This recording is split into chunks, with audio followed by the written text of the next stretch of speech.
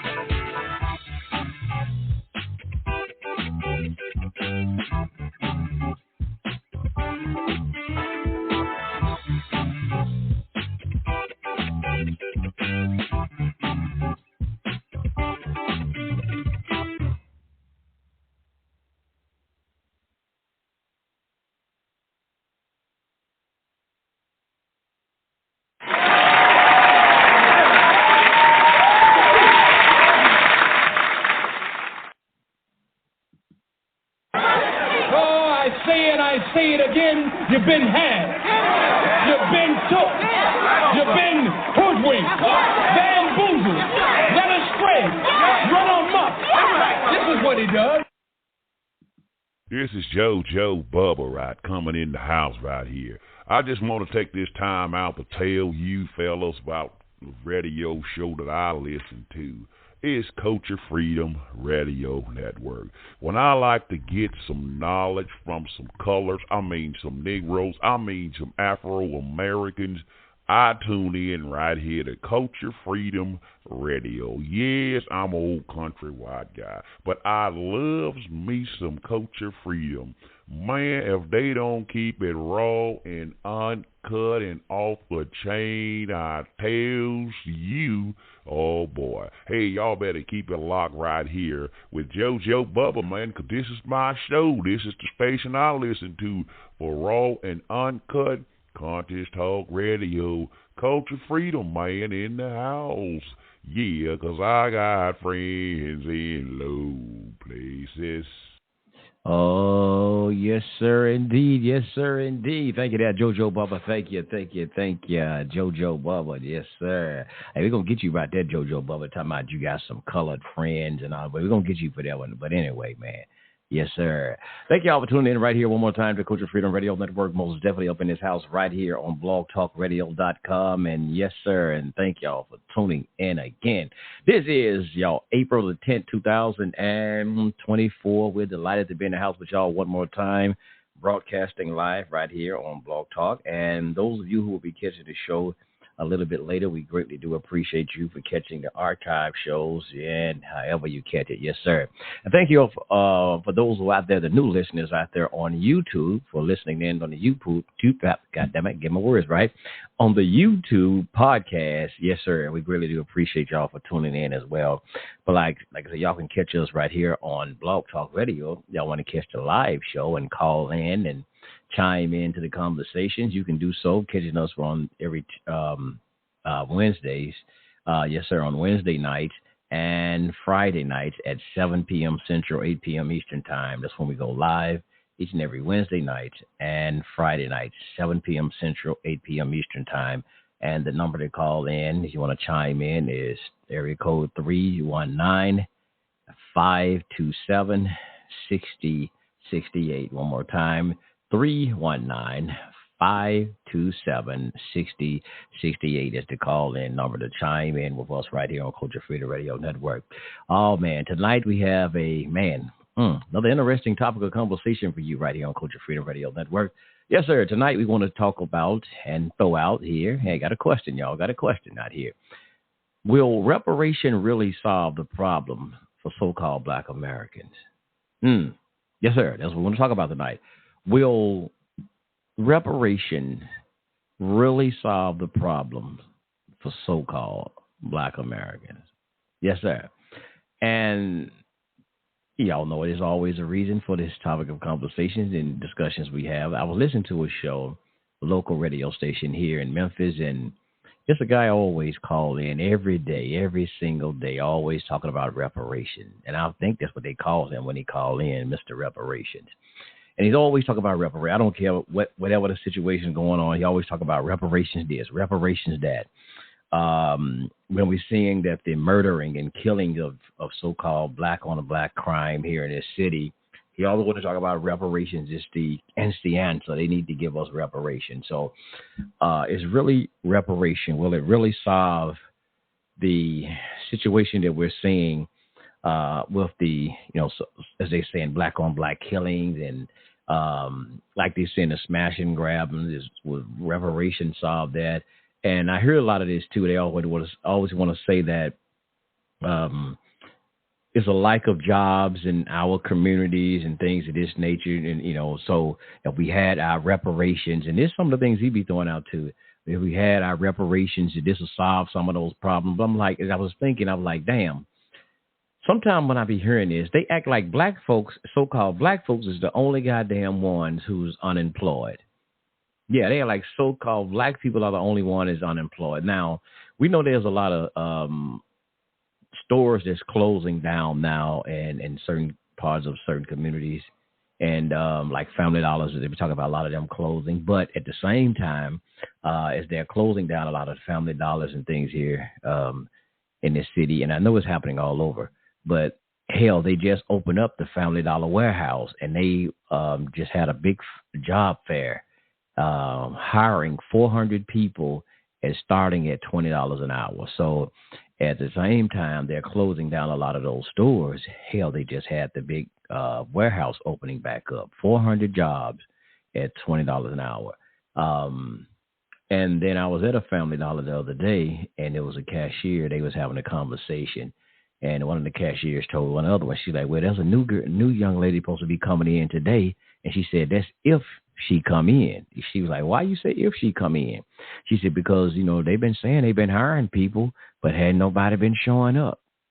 So they said they've been hiring people for the job to work there, but the people ain't been showing up after they even hired them. So anyway, yes, is reparations really the answer? Is reparations really our answer to every problem that so-called we're seeing in so-called black Americans? Yes, is it, y'all? Is just the answer. So tonight we got our brothers on here tonight on the panel again. We have Brother Alpha Mel in the house, Brother Moray David Israel, and Brother Justice in the house, and myself, Brother Aria Israel. We're in the house tonight, y'all. And hey, we're throwing it out here, y'all. What is reparations? Will reparations really solve the problem for so-called black Americans? Is that the answer? A big check, y'all. Is the check, will it solve the problem? That's what we got on the table tonight. So the brothers' mics are open, and we're going to get this thing on the ball. We ain't going to prolong it, y'all. Hey, let's get it on. Yes, sir. We want to know about this reparation thing, because it's all the talk, all the way, all the time. And Dave, I know when he come in, he had some interesting things he shared with me earlier. Y'all know Dave really going to get it, but yeah, he shared some things with me earlier. I asked him, hey, man, you got to bring that out on this show. So I'm pretty sure he will bring out some stuff that he shared with me earlier about the people who's pushing a lot of this reparation thing. So, yes, sir, peace to the brothers, peace to y'all. Welcome in one more time here to Culture Freedom Radio Network. Everybody, mic is open. Well, how about that? I try to give people a chance. Brother. See, hold on, Chief. Now, you wait all that time. I was waiting to let you go first. And then now you want to come on after you hear me talk. Now, I'm going to yield my time. I'm going to yield my time. But the next time when Aria asks you to step up, you always step up and bring the Bible out and throw the verse out there and everything, okay? Let's get it correct tonight, Mr. Chief Rabbi. Okay, brother. All right, so shalom. This is Moray David Israel, the Moray Liberation Tabernacle Yah. And thank you, Moray Aria, for having me up here tonight. And I would like to say shalom, peace and blessings to Alpha Male and Justice. I know you ain't really give justice, but you don't really get justice done. But I would just say that. So That's because you don't get justice for me. Don't worry about my justice for the world. Okay? You get justice when you deserve justice. For the LGBT community, nigga. That's what you get justice for. Yeah, okay. Yeah, okay. You ravage those blow-up dolls with your justice. Hey, Dave, you better be careful, Dave. He gonna find you. He gonna find your reparation check like James Brown. That's right. And you want to keep attacking me, I'm gonna have to ask you. I think you probably related to Lavelle Crawford. Are y'all brothers? Well, I look just like him. You do? Yeah, I look just like that nigga. I'm a big fat motherfucker too. He lost weight. He lost weight. Chief. He probably he probably smaller than you now because he said he lost weight. He lost weight, ain't got muscles like your damn husband Michelle Obama. Oh, you been working out too. Well, that's your big brother or your little brother. I don't know which one it is, but you need to take a page out of his book. So you mean she a man? Who a man? Who a man? See how he said he need to take a page out of his book. I said Michelle Obama. Yeah, he said you need to take a page out of his book. So he admitting she a man. No, I was talking about Lavelle Crawford, bro. You need to take a page out of Lavelle Crawford's book, your big brother. Okay. Are you older than Lavelle Crawford? I need to order your boyfriend Michelle Obama's fitness book too. Well, you know what? You got to leave that alone because she's married to Barack, and they like a power team, whatever you call it.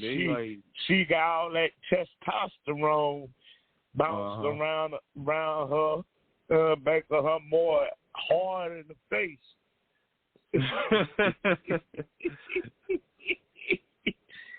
Okay. You from Virginia, right? What? You from Virginia? Yeah. You was born in what year? The 1800s? I don't know, yeah, but I know I got my birth certificate, unlike your husband's boyfriend, Obama. Yeah, I think you said you was raised on a farm, wasn't you? Yeah, and won't Michelle Obama's man-ass raised on a farm, too? Before she went to Chicago? I don't know where she was raised. I think in Chicago, but, I don't know, man. You've been away from a lot of people for a long time. Hey, well, speaking of Obama, didn't he say black people shouldn't get reparations? Or something to that degree. He sure did say that. Yeah. What, Mr. Justice? What did he say on that about reparations, Justice? When they questioned him about reparation, he said that he didn't support reparations and that he wasn't willing to do any other kind of interests or any kind of favors for one community over another community, disregarding everything that black people been through or had gone through, that he didn't support it. So you may have a clip on that somewhere. I'm not sure. Wait a minute. He actually said one community he couldn't do for one community. You said, well, he wasn't interested in doing anything to show favor towards black people over any other people when it came down to it. So he wasn't, I guess that's my answer. Mm-hmm. Damn. Okay, yeah, you said I might have a clip. Let's see here. Let's pull this up right fast. Let me get this switchboard load it up. I didn't do this earlier. I didn't even think about shalom, this. man. Yeah, shalom, Brother Alpha Male. Yeah, I was trying to wait for a break so I could holler at the brothers. Y'all just took off 100 miles an hour. Oh, yeah, he want to fight me, Alpha Male, and I was ready with a few pieces of ammunition and even a brick to throw at him. All right, well, let's put him back in the holster for right now. All right. His ass went to scratch me like the little kitty cat he is. Yeah, all right. Go ahead, Alpha Male. What's happening, my brother? You got to throw on the table. It's all good. I just want to get into the topic and, see how the brothers and hopefully some callers feel about it. Yeah. I can get into something to make the deal breaker. Well, I can start it off if you want, which is why I want you to be on topic though. You never start out anything on topic, and you didn't even put out the Bible verse tonight. Where is it at? Yeah, and I got one quick thing since we did. Justice said about Obama. Let me play Obama. I guess I hadn't listened to this, so this will be our first thing. Since Justice said I might have a clip. I think this is a clip. Now this is a YouTube saying Obama danced with Stevie Wonder and asked for reparations while campaigning. So let's just see what this is. I don't know.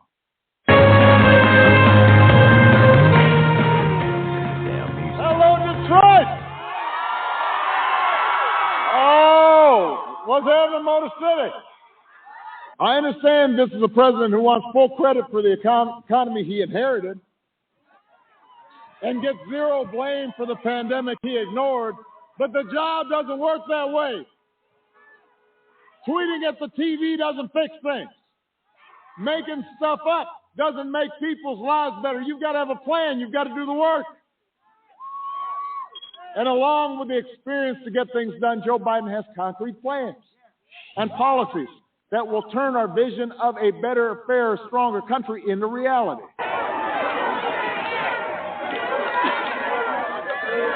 The right to worship is a fundamental right in America. And as Americans, we should be proud that people from all over the world find a home here in our communities, here in Michigan, where the right to vote No, that ain't shit about reparation. This morning, California's Reparations Task Force, the first of its kind in the nation, has voted to send recommendations for reparations to state lawmakers, saying it hopes to right the wrongs of slavery as well as land, housing, and health discrimination. My great-grandfather was a sharecropper who had 17 children and worked from sunup to sundown and died with absolutely nothing. The task force is recommending payments of up to $1.2 million for any African American over 70 that can trace their ancestry to enslaved people, compensating them for what it describes as harm to their health, mass incarceration, over-policing, and housing discrimination. Land was stolen from many, as in my husband's case. My husband has the deeds to these properties. That's state. This land belongs to my descendants forever and ever. Several descendants told their stories in a public forum. Task Force member Jobin Scott Lewis insists reparations are not payouts. We are returning monies taken, returning monies stolen, returning the monies that have been lost based upon the kinds of dispossession and disenfranchisement. But the task force's work faces two major hurdles. First, no mention of how to pay for the estimated $800 billion price tag, which is more than twice California's annual budget. And the recommendations are non-binding, meaning state lawmakers still have to approve the idea, an uphill battle. The task force will issue a final report to state lawmakers this summer. An interim report also called for a public apology from the state to African-American descendants of slaves and others who were discriminated against and disenfranchised. Right. Hi, everyone. George. So you have to. I can't really find one on what Obama making that statement. Justice. That's what I thought I had the first time. But you have to prove that your ancestors were enslaved. So I guess even if they did come up with it and pass it, you're going to have to try to prove that your ancestor was enslaved to even get that money, I guess, right? But y'all go ahead. I don't know. So yeah, I think they just play around with that shit there. Yeah. Well, did you notice?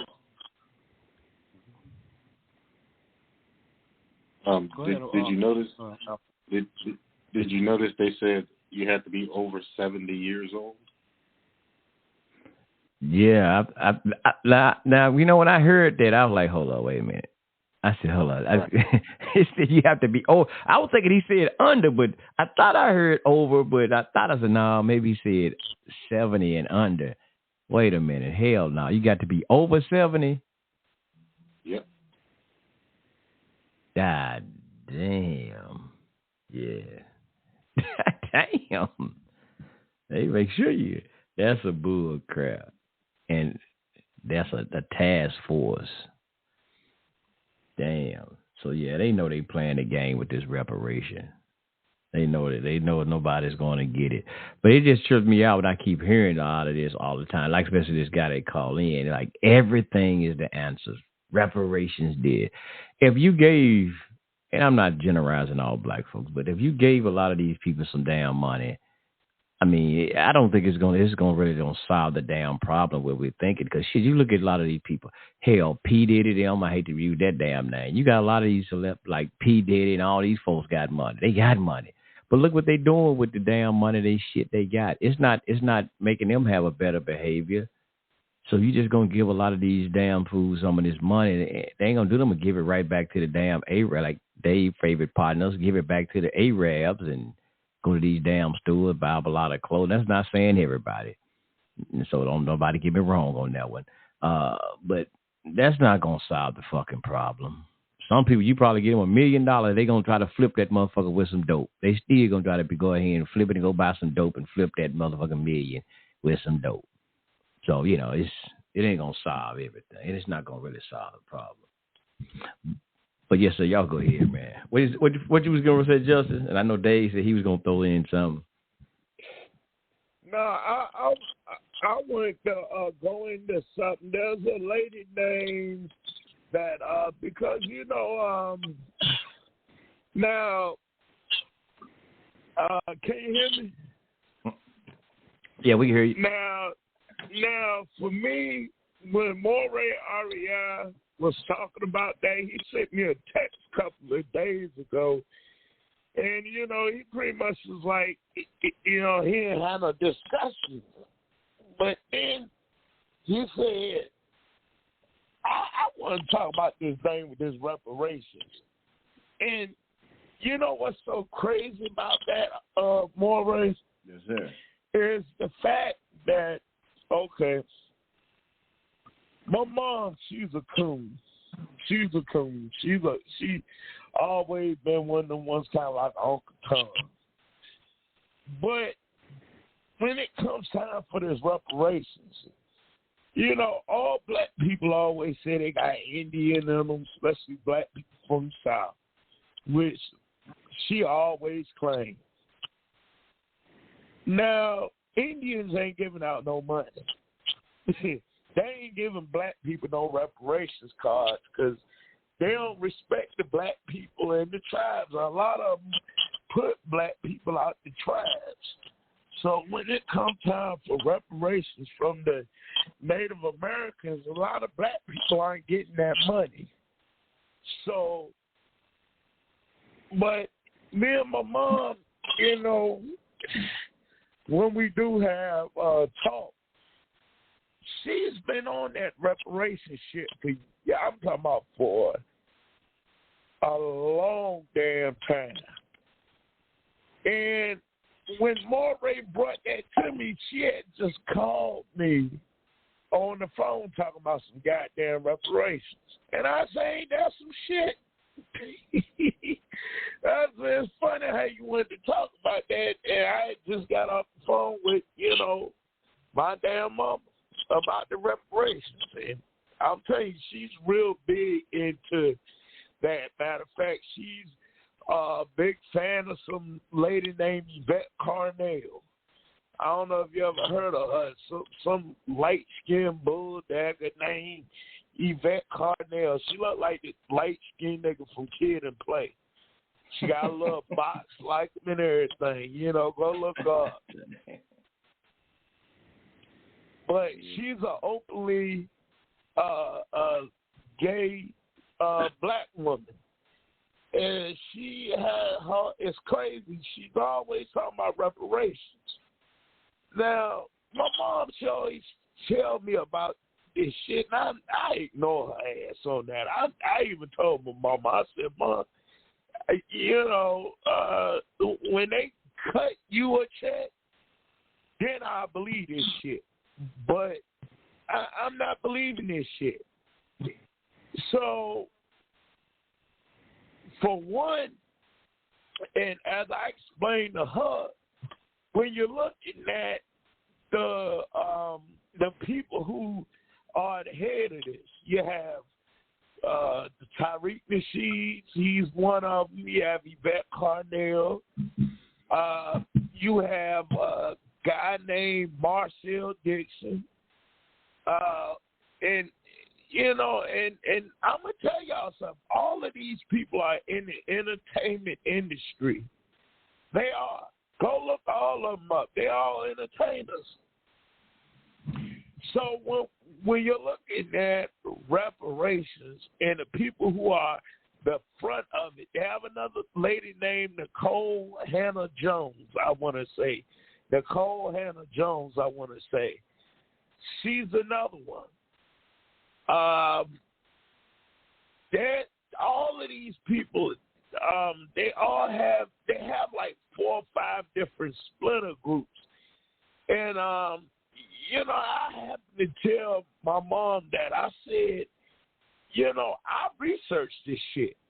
See, she's just an old ass lady that believe any goddamn thing. I don't, you know. But, you know, I have to tell her, I said, just look at the people who's the front of this shit. The people who are at the front of this are entertainers. Marcel Dixon is he's some little geeky nigga from South Carolina that's supposed to be about, he's supposed to have been a teacher. But then he got into like this reparations movement, and he ran up against a guy named Jim Clyburn, and in South Carolina, and his campaign was for to help the Gullah Geechee people in South Carolina to get reparations because I guess the Gullah Geechee people are very indigenous to the Carolinas, and they were on record for being slaves. One of the oldest people that have been slaves were Gullah Geechee people, which no refuting that. But with this guy, his whole campaign was reparations, and he ran up against this Jim Clyburn guy, and he lost. And the story behind him, this Marcel Dixon guy is he's still on the fence for it. I mean, and this has been going on for over 8 or 9 years. This Yvette Carnell lady, when you look into her stuff, she's been doing this for over 10, 20 years. She started out with a guy named Boyce Watkins, who is just another opportunist. You know, he has a network with a lady named Michi X, who is another big mouth entertainer. You know, he has another lady out there named Vicky Dillard, who is very into this reparations thing again. And they have all movements. They have Foundational Black Americans, they have ADOS, And then they have this other lady named Nicole Hannah-Jones, who you can look up. She runs an organization called the 1619 Project, which, you know, is a complete fail. All these programs have been going on for years, and they have made movies about it, documentaries about reparations, and hasn't came. And at the end of the day, when you look at a lot of these people's backgrounds, they're all in this Boule Divine Nine backgrounds. So this is something that we have to really look at. These people aren't, you know, when we're looking at Divine Nine, college-educated Negroes, they're not going to do nothing for you. NAACP was based off and backed by college-educated Negroes. Rosa Parks being one. That, you know, growing up, I you know, my granddaddy, he was from Alabama. And I used to always hear the stories about Rosa Parks and John Lewis and all that. And when I got older, I looked at the forefront of the movement. And I started to look into the background. Rosa Parks was an Eastern Star and a member of AKAs. You know, when we looking at W.E.B. Du Bois, he was a member of Sigma Pi Phi. You know, we looking at Jesse Jackson. Same thing with him. Martin Luther King, he was a member of Alpha Phi Alpha. You know, all of these people did not want to do nothing. And they're not going to do nothing. And they won't going to do nothing. The most that Dr. King did was help the people, the sanitation workers in Memphis get more money. That's all. But other than that, at the end of his career, he said, I felt like I've led my people to a burning building. So why are we still fighting for this reparation, and we still listen to a lot of these people who are a part of these organizations? They're obviously not going to do nothing. You know, the NAACP, they had a guy who also talked about reparations back in the day named Ben Chavis. I don't know if any of y'all remember him or not, but Ben Chavis got put out the NAACP for stealing money. He was buying hoes, doing all kinds of stuff. Damn. Hell. And guess what? That reparations talk that he had, that shit went out the door. Damn. Dr. Khalid Muhammad, and I love Dr. Khalid Muhammad, but he was full of shit too. Because all that shit he taught, a Holocaust museum, ain't none of that shit happened. A Holocaust museum was his goddamn garage. You know, he ain't had no museum.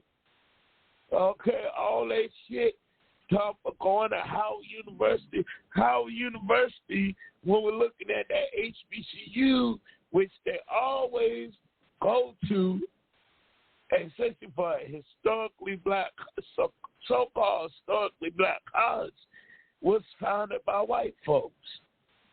So you have an issue and you want something for white people, but then you go to their universities to learn. One last thing that I'm going to add in here before I start this, before I leave. When we're looking at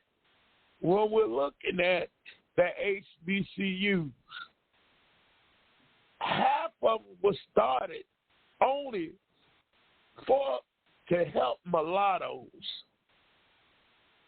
They was not to help the so-called Negro out here.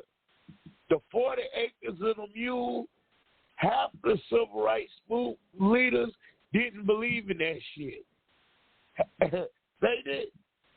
They believe in getting a good education and going to school and having their own world and leaving the damn broke, black, average, poor little niggas down in the gutter. That's what it was about. If you ask any of them, and trust me, I had them in my family, I asked them, I said, look, ask for help. I made it. You go out and make it for yourself. They don't have no respect for you. So that's why I say I'm not falling for this reparation shit, because I see the people who are in front is pretty much throwing you a tap dance show. That's all they doing. You might well go ahead and go to Showtime at the Apollo and listen to somebody do a artist do some poetry or rap or sing an R&B song, because that's all it is. It's not. They had all these Million Man March, Farrakhan, just as else. Just what else you gonna do? What the hell else you gonna do? Shit. Elijah Muhammad talked about reparations. That program been out there, and it's on there what the Muslims want, what Muslims believe, and he talked about reparations. That's been the 60s.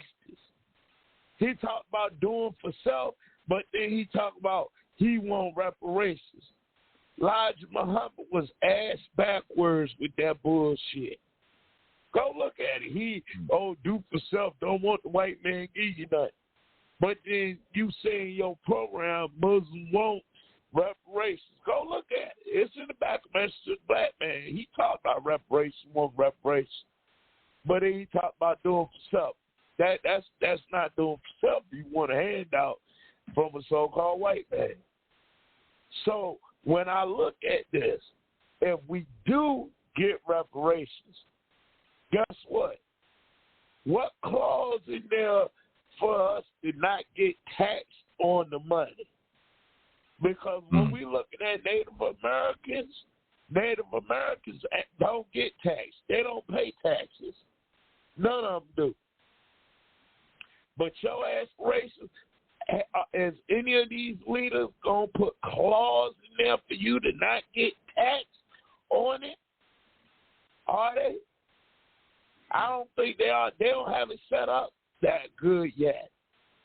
And if they did have it set up that good, if they hate white folks so much, why would they want a handout from them?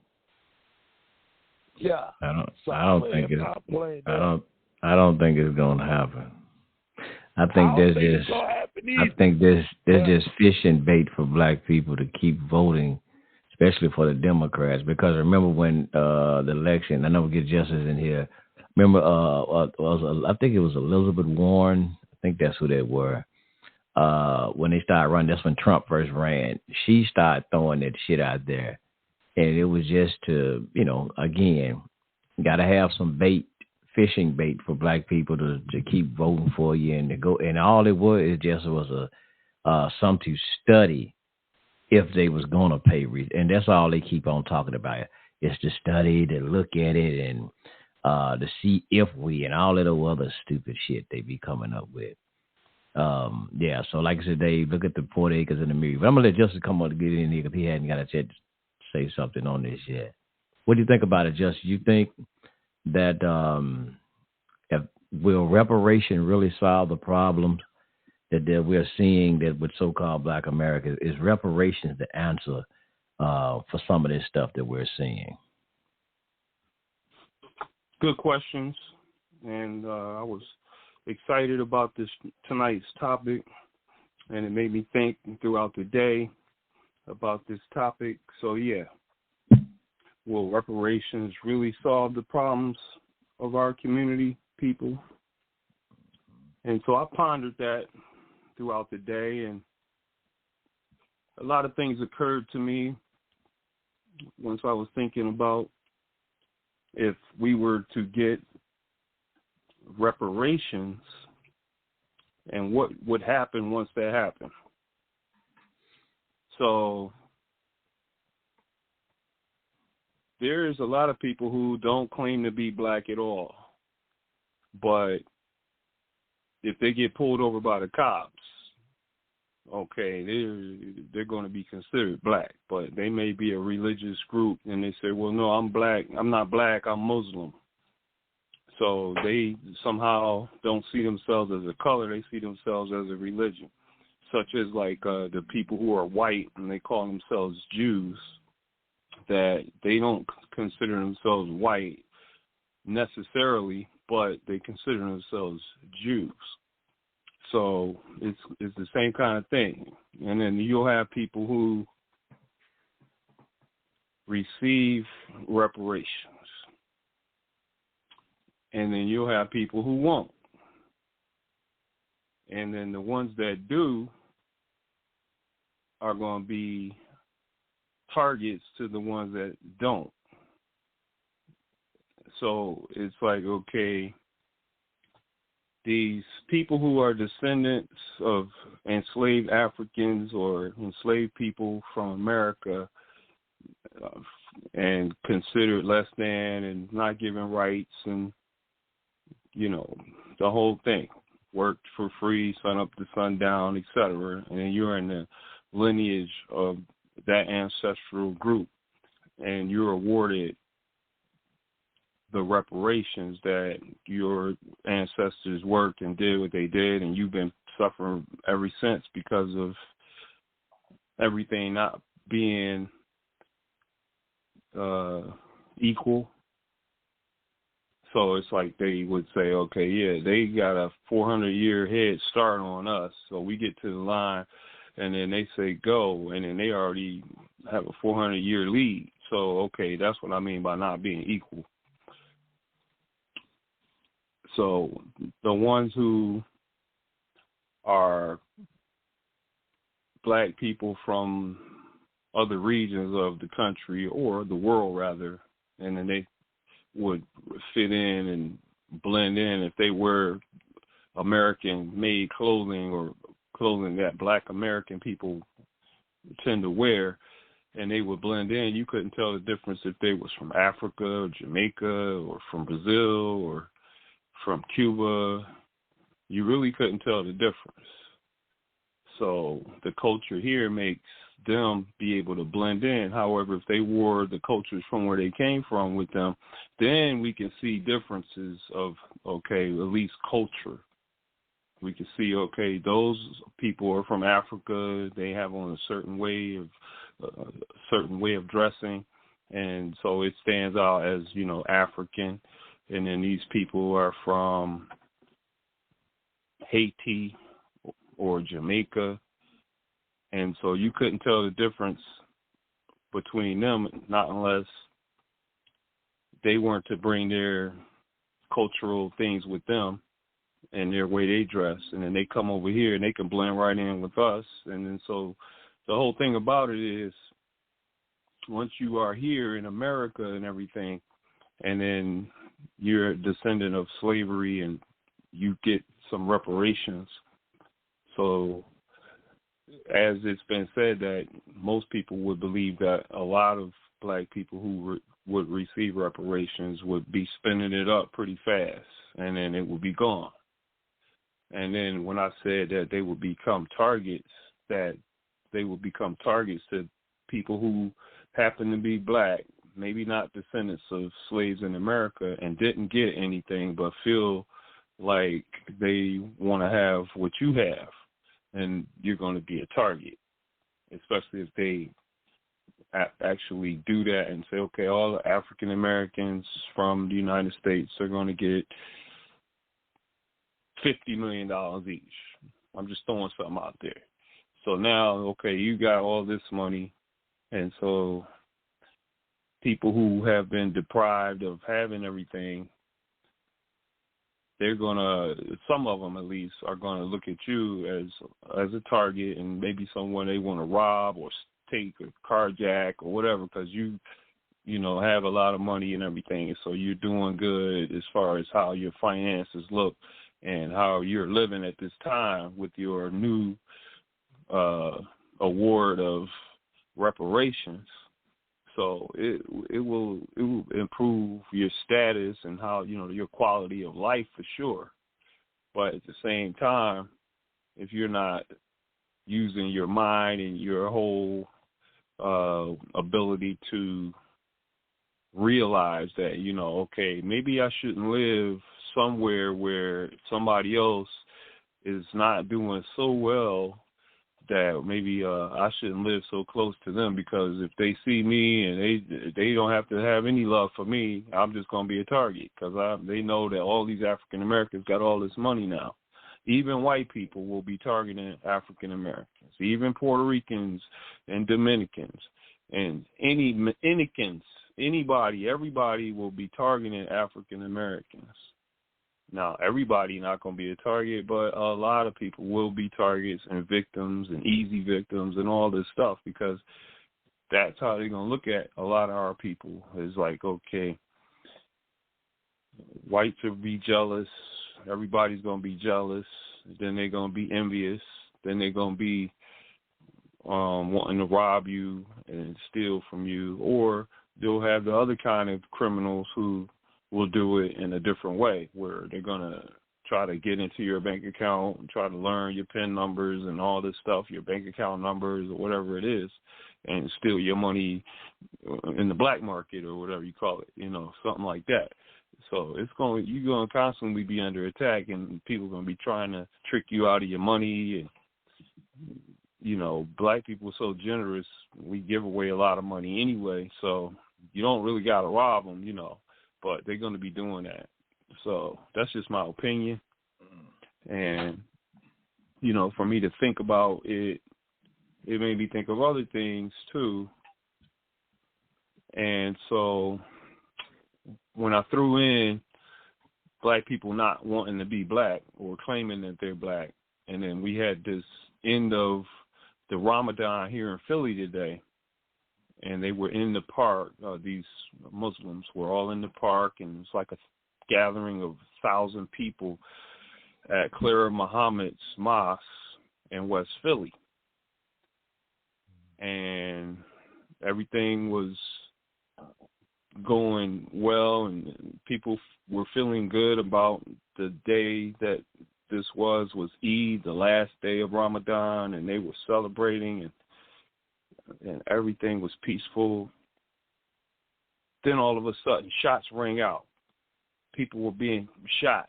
People were hearing a lot of gunfire. People were taking cover. People started running, scattering. The men and the women and the children were running away from each other. When men and the women were looking back after they realized what's going on, some of the men would try to turn back and try to help people, but at the same time, everybody was scattering for their lives. A 15-year-old was shot. A 22-year-old was shot. A couple other people were shot. A few other people. It was over 30 gunshots rang out in the peaceful break-in of the Ramadan. They call it the Eid or the Id. And this is something that was Muslims' children. And they were caught up over here with disputes from other Muslim children that live in the area, and older teens and older young adults started shooting at each other in the Eid. Just out of nowhere. These are Muslims' children. So, if they were to get some reparations, they wouldn't want it. Oh, I'm not black. I'm a Muslim. Okay, but if that money could help everybody, let's say they claim their identity. Hey, I'm an African American. Yeah, my great-great-grandmother, she was on a plantation. She was enslaved, whatever the case. Instead of cutting yourself off from those roots and saying, no, I'm a Muslim now, I'm not black, I'm a Muslim. Forget about my roots and anything that happened before I became a Muslim. I'm a Muslim. I'm not any color anymore. I've heard this several times from them. And so they cut their roots off. They reattach their roots to somebody else's roots and be proud of it, which don't have nothing to do with them. But they attach themselves onto something else that don't have nothing to do with them. And say you wrong if you think a different kind of way, it's something wrong with you. Okay, it's the way that this is and all this. And so they totally outside of who they are anyway. And so this was going to come back to get them like chickens coming home to roost. Because they got too many things that they not keeping to who they are as black men and women, and not some Arab foreign people that you're trying to be like, and the world want to be like you, but you're trying to be like your children and your children's children. So one quick question: you don't think the Muslims would get, if the Muslims, they wouldn't get reparation because they say they Muslim and not say, they might sound Muslim and not black?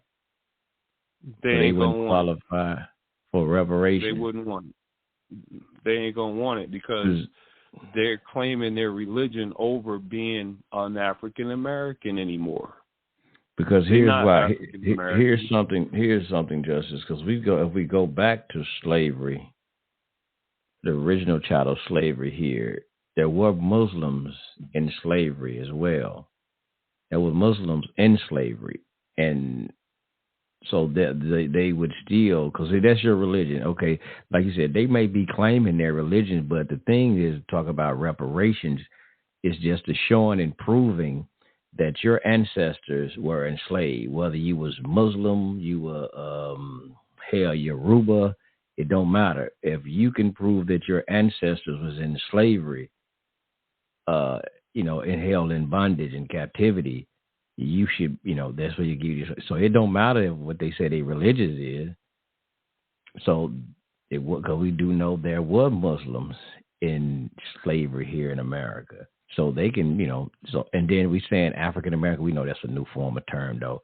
But that's the thing, they, like you said in the thing, in that video, them proving, if you can prove your ancestors, and that's what they're trying to go with. Because it's like damn near you trying to go to the store and cash a check and you don't have an ID. So you can't identify yourself. They ain't gonna cash your damn check. So they're gonna be some loopholes. They ain't just gonna give you no goddamn money, like, cause anybody, we ain't just gonna give you this goddamn money now. Where you got to prove your goddamn ancestor was in slavery, something like that. It is. So they don't care about you a fucking Muslim or Buddhist, or that's irrelevant. You got to prove that your ancestor was in slavery. Mm-hmm.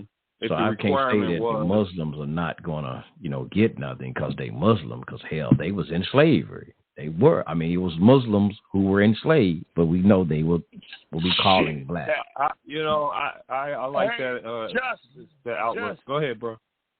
Hey, Justice, but you got also, and I don't want to back Justice on this one, but Ari, I think what Justice is trying to say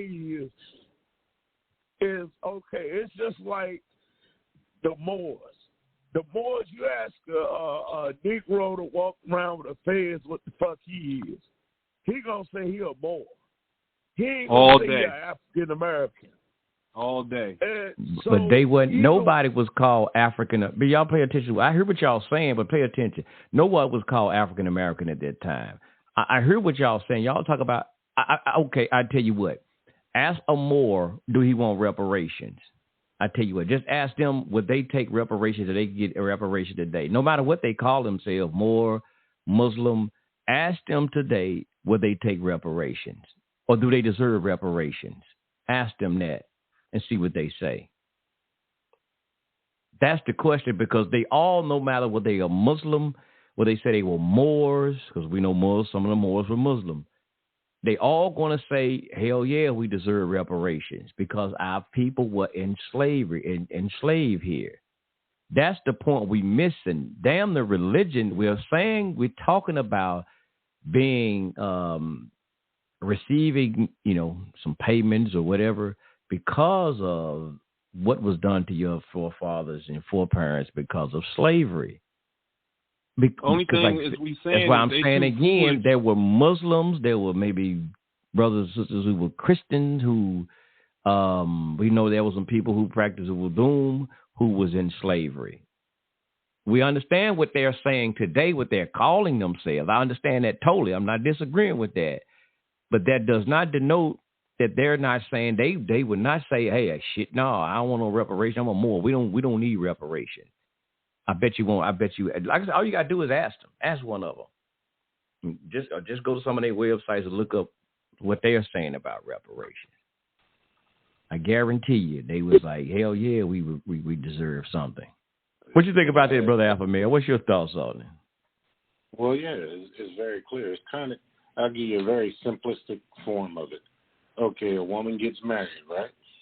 Mm-hmm. She takes her husband's name. That doesn't exclude her from her inheritance because she's called by a different name now. So you can call yourself you can call yourself what you like, but your inheritance is your inheritance. That's it. Good breakdown, brother. Good breakdown. There you go. I mean, I agree, and it wouldn't be that okay, African Americans, because when it boils down to it, it's only going to be a small percentage of people with African American on their birth certificate at all. Okay, so from generation to generation, the race of who you were was right there on your birth certificate. So they called different people at different times. They called us, rather, different things at different times. So certain places and certain times, a different time period, like the 30s or the 20s or the 1890s. If you had a birth certificate, they called it on your birth certificate, the race was colored. And as you moved on up to the 40s and the 50s, then you started getting Negro right there on your rate, or right there where it says race. And then by the time you get up to about 68, 69, they start putting black on your birth certificate as your race. And so from that point and then up to about the late 80s, they start putting African American on birth certificates. But Justin, what does that have to do with? I'm trying to find out what does all of that has to do with reparation? What that has to do with it is. Yeah, what that got to do with what really you're calling yourself, what you're being called, what you've been called then, and what you're being called now. Right. What did that have to do with? Certificate. Okay, what does that have to do with reparation? Do you even understand what reparation? Maybe I got to understand. Do you understand what reparation is? Of course. And then for order you have to, because okay, just go ahead. What does it have to do with reparation? Okay, anytime I've ever talked about that, I would make mention that your real, if there was to be a reparation, your proof of your certificate of your birth record would indicate that you were eligible to be, to get reparations. So if on your birth certificate it says colored, Negro, black, or African American, you're in line to get that. You see what I'm saying? Because that. No. Huh? May I? Yes, sir. All right. See, reparation has nothing to do with how you identify. What Sunray's trying to tell you, let's say, now reparations, let's say it's almost like a court settlement, right?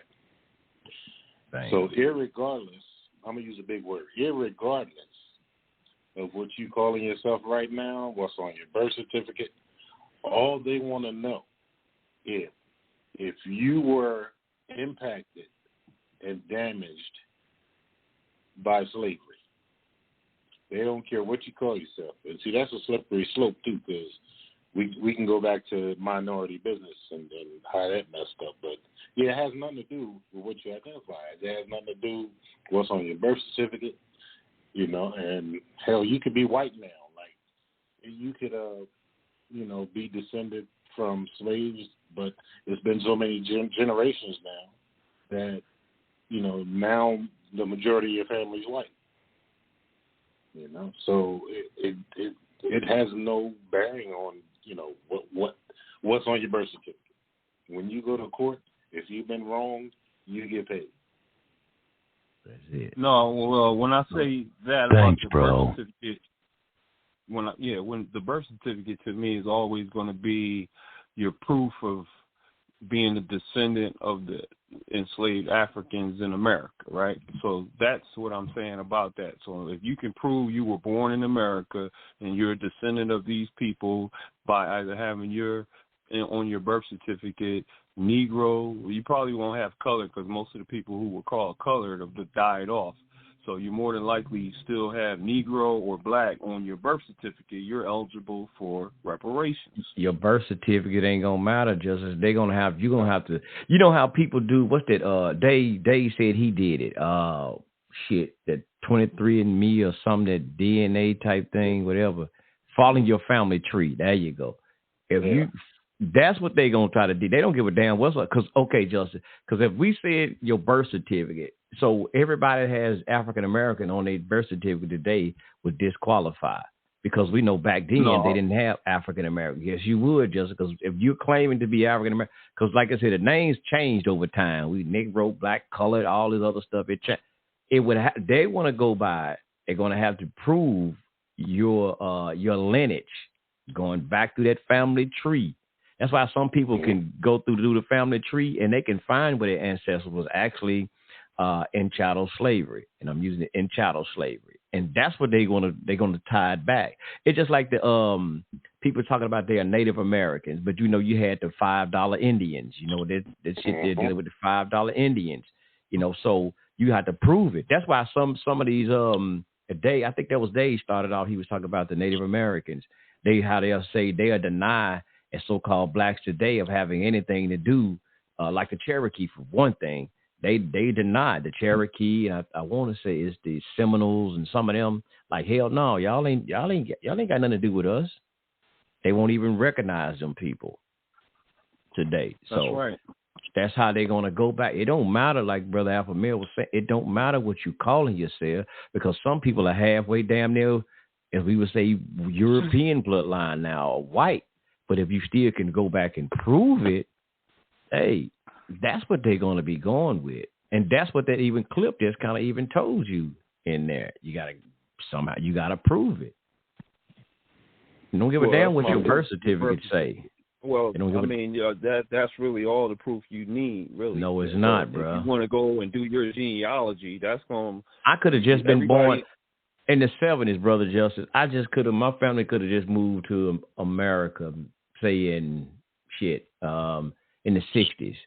And then here I'm born. Now, they just could have moved over here from Haiti, anywhere. They could have moved over here to America.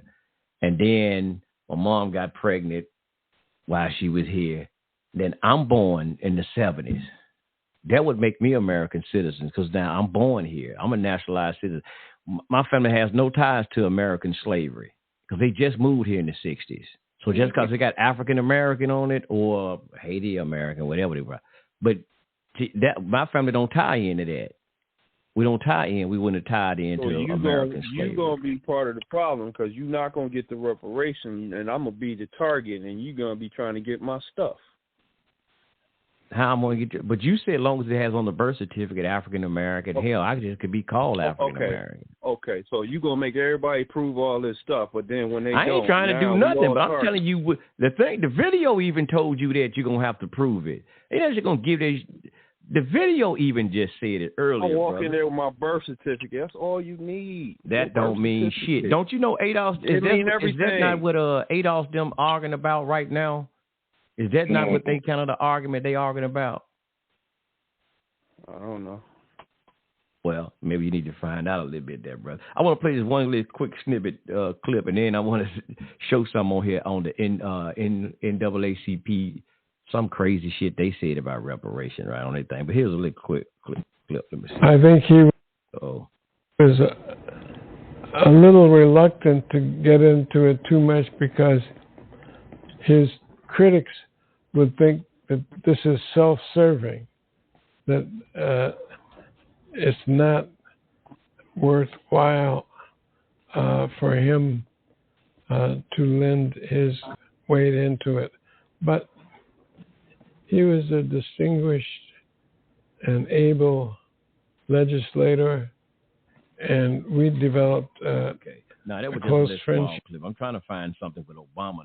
Actually, Obama saying something about reparation. I can't find, but that was saying that President Obama would have supported John Connors on the House Resolution 40 bill for reparation. I can't find no goddamn clip for him saying nothing for nothing. But here's something NAACP has on their website under the heading of reparation. It says there's several things they have on here, but one thing just caught my eye. Reparations would involve you gotta check this out, Dave. Reparation would involve a national apology, rights to the cannabis industry, the cannabis industry, financial payment, social service benefits, and the land grants to every descendant. Pay attention, Justice. Now, there you go. To every descendant of an enslaved African American and black people, and a descendant of those living in the United States, including the African American slavery until the Jim Crow era.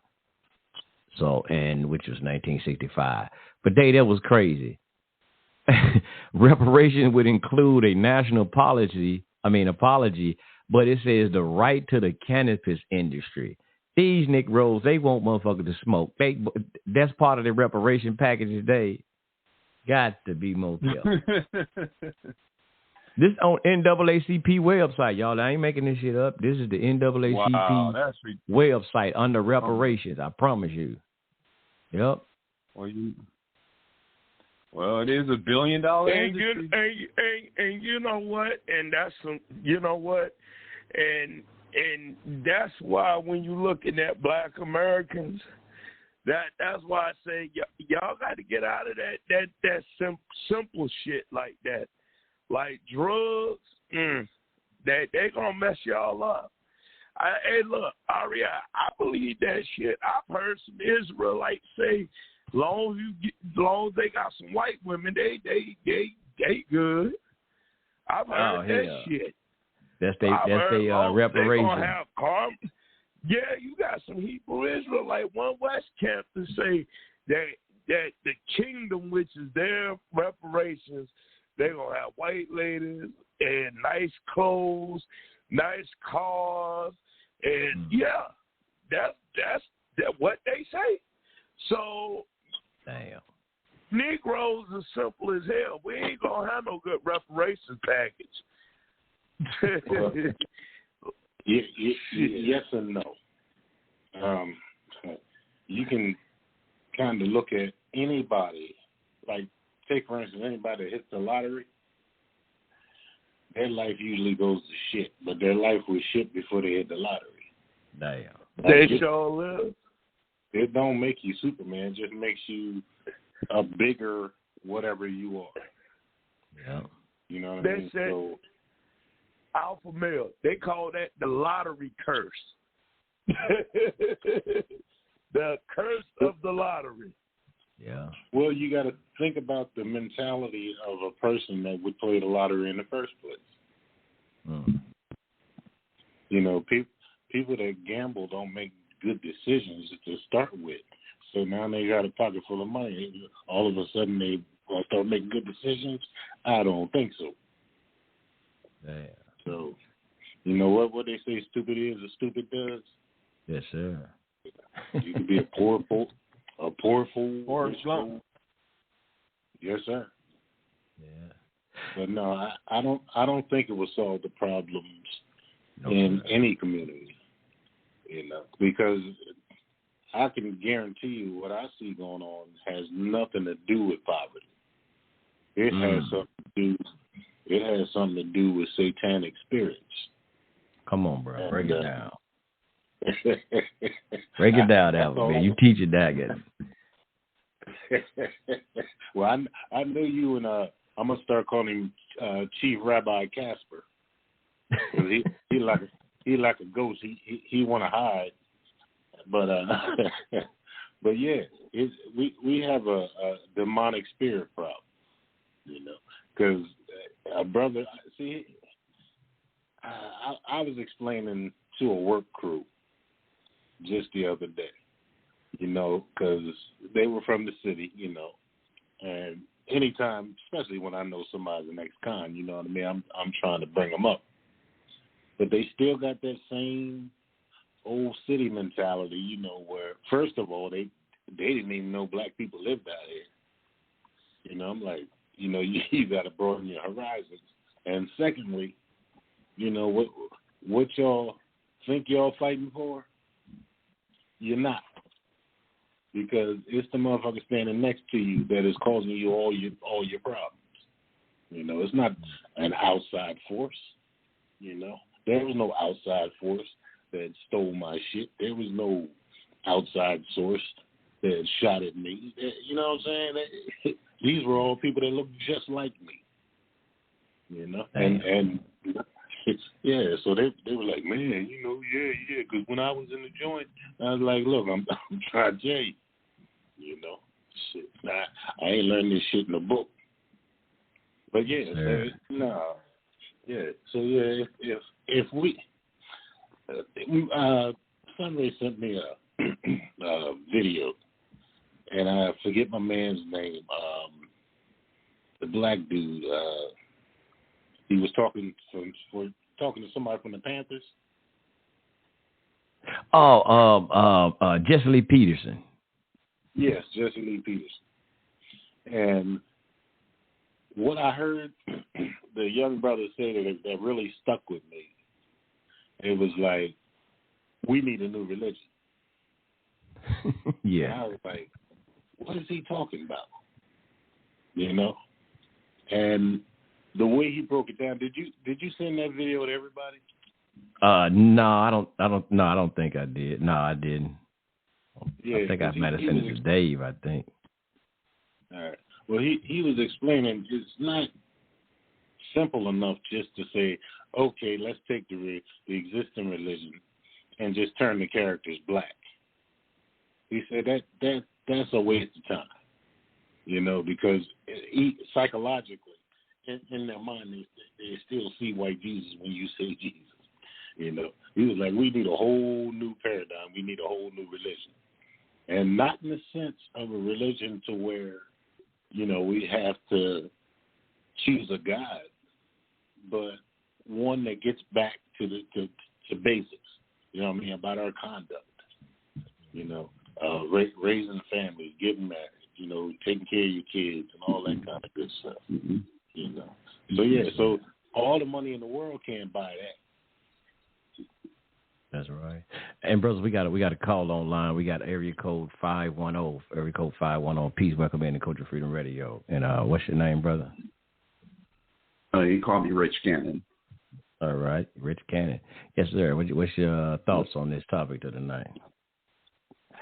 As far as reparations are concerned? Well, we got going with reparations really solve the problem for so-called Black Americans. Well, I think we're at a stage now where we don't need to identify every one of our people by color now. I think we've been in America so long in this new world, Western world, that we exist in different demographics and pockets. As you explained earlier about a piece that you read in NAACP, I personally have not met anybody, and I'm Black. I have personally not met anyone from the NAACP in my life, unless I'm looking at Channel 9, KQED, some CBS broadcast, unless I walk by the building. But personally, I've never met one. People like Colin Powell, I've never met anybody like that, ever. Will Smith, I've never met anyone like that. So they're like, I'm just giving examples, but there's these different demographics, and they have different ideas. Some of them are with the Democratic Party, the Republican Party, Baptist, Methodist, Nation of Islam. You got the Egyptian thing, and you got the women with their own culture now. excluding black men. So it's like at a stage now where it's like we have to be identified by pockets of ideal. Can I ask you people who think like this? Yes, go ahead, please. Okay. So ultimately, when we, speak about reparations and would it improve a community, it's just people directly affected by chattel slavery, not a bunch of groups and identities and location demographics. We're talking specifically just people who were directly affected by chattel slavery. So just focus. Yeah, well, here's the thing. I mean, just like, I was looking at something today. It said that people in Mississippi were freed from slavery in 1995. Can you identify with that? I can't. So, I mean, it speaks for itself. We're in different pockets. But will it help a community? To answer your question initially, yes and no. Okay. Yes and no. Yes and no. There are some people that are going to say, hey, I got this money. I can get the heck out of here. Oh, I can be a passport bro, and I can get all the way out of here. And there are some people that will be like, hey, I don't have to work. I can sit here. I can eat takeout all day. And, hey, and there's some people that will go back to school and later move out. So it's a lot of different variables. Ideally, in the old black ideal, everybody will just all simultaneously pull themselves up to the bootstraps just so we can look back and say, hey, I wasn't all those things you called me. But it has to be for a bigger reason than that at this point, and at least going forward.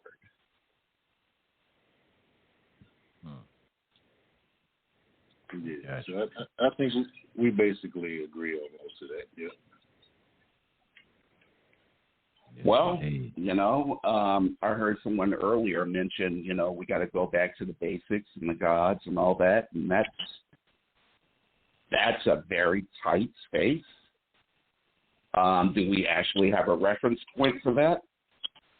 A working reference point from A to Z? Any? Now, mind you, there's over 10,000 different cultures in Africa.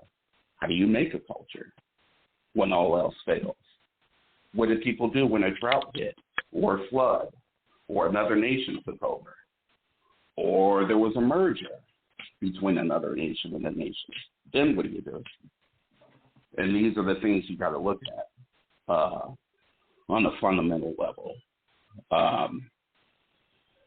But I will say, as far as people coming together and creating a religion, a culture, and possibly a language later on down the line, whatever that looks like, I do know specifically it was only the adept high priest and the holy fathers that teach the people language, the arbitrary symbol behind numbers and letters. And they go on from there.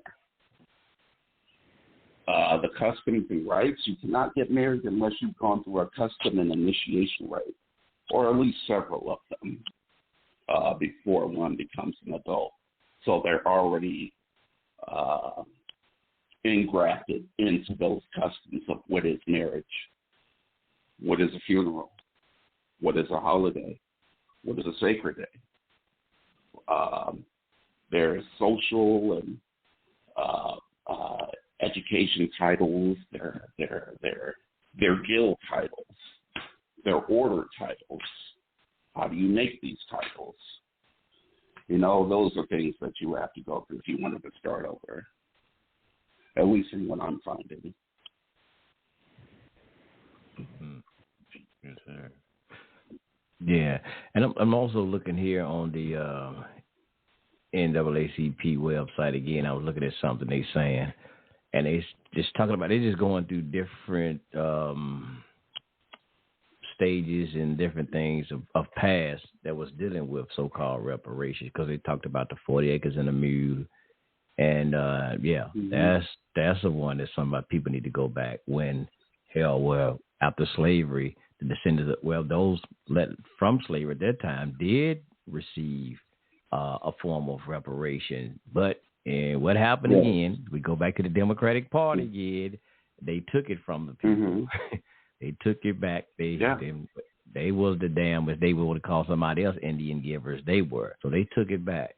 And they the main ones out here screaming about reparations today. And they know damn well, full well, they don't have any intentions of giving reparations.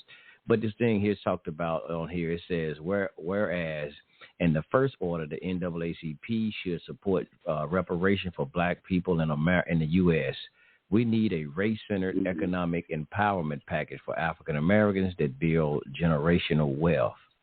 That's why they say again, well, that's one of the things they're using as their reasoning. Okay. I mean, for generational wealth, I would presume that's a stepping stone. But the rubber meets the road when eventually you talk to landowners and you want to make a negotiation, you want to make a bid, or you say, hey, I want this rice field, or all it takes is a couple of black guys or a couple of our people to say, hey, we want this cotton plantation. We might be the number one cotton distributor in the world. Again, what if something like that happens? That would change the entire dynamic of how this planet is structured. All it takes is a few good ideas. So I think something really good can come out of it. The possibilities are there. They're definitely there. The innovation is different than what it was, I would say, in our community 20, 30, 40 years ago. Everybody wants to be a so-called boss and entrepreneur. That's a big thing now. So maybe that'll play a role in our choices around like economic markets. But I would presume, and I will say that the next stage will have to be in the world markets, metals,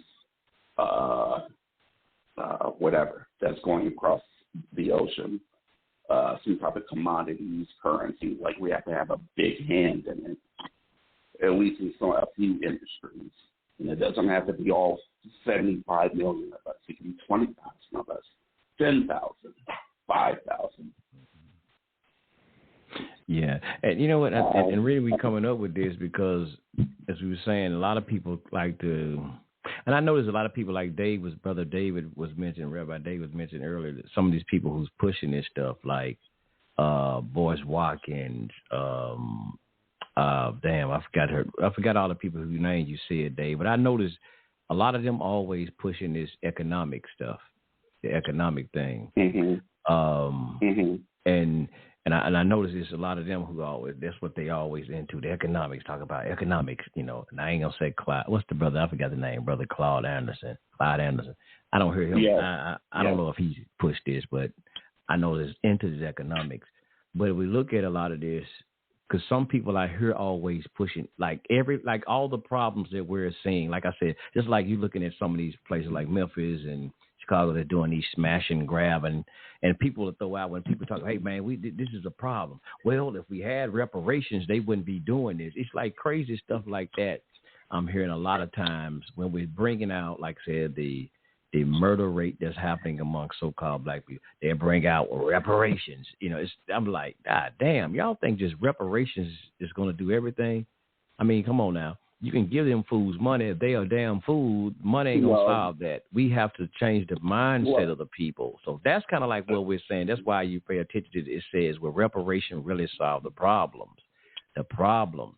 Yeah. Because like money is not going to just solve it. You can get anybody some goddamn money. And some people are not financially. You just give like some people, they're not, we don't know how to deal with finances. So giving them money is not going to solve a lot of things. And we look at a lot of things, we listen to some of these economists and how a lot of them talking about maybe the dollar's declining. They talking about going over. Hell, what if they give all black folks, we're going to give y'all this $1 million. We got $1 million some dollars. We're going to give y'all this money. And then as soon as they give it to all the black folks shit, they go to Bitcoin. But you got all these goddamn greenbacks. You got all the greenbacks, and it ain't no damn good. They going to Bitcoin, some other currency. Oh, yeah, there will definitely be that. I mean, it means to be developed. in an economic sense. I mean, it would take years of study, and not even years, generations of study. That's where the economic wealth comes in at a grassroots stage. But as far as finance is concerned, we won't go hungry. You can pay your phone bill, you can pay your bills. You can go out and, treat yourself, get yourself something nice, go on a vacation, probably put yourself back to school. That's here or there. But the one main thing with those murders of black people killing each other, it starts with the informal education. Some people will say, well, what the hell is informal education?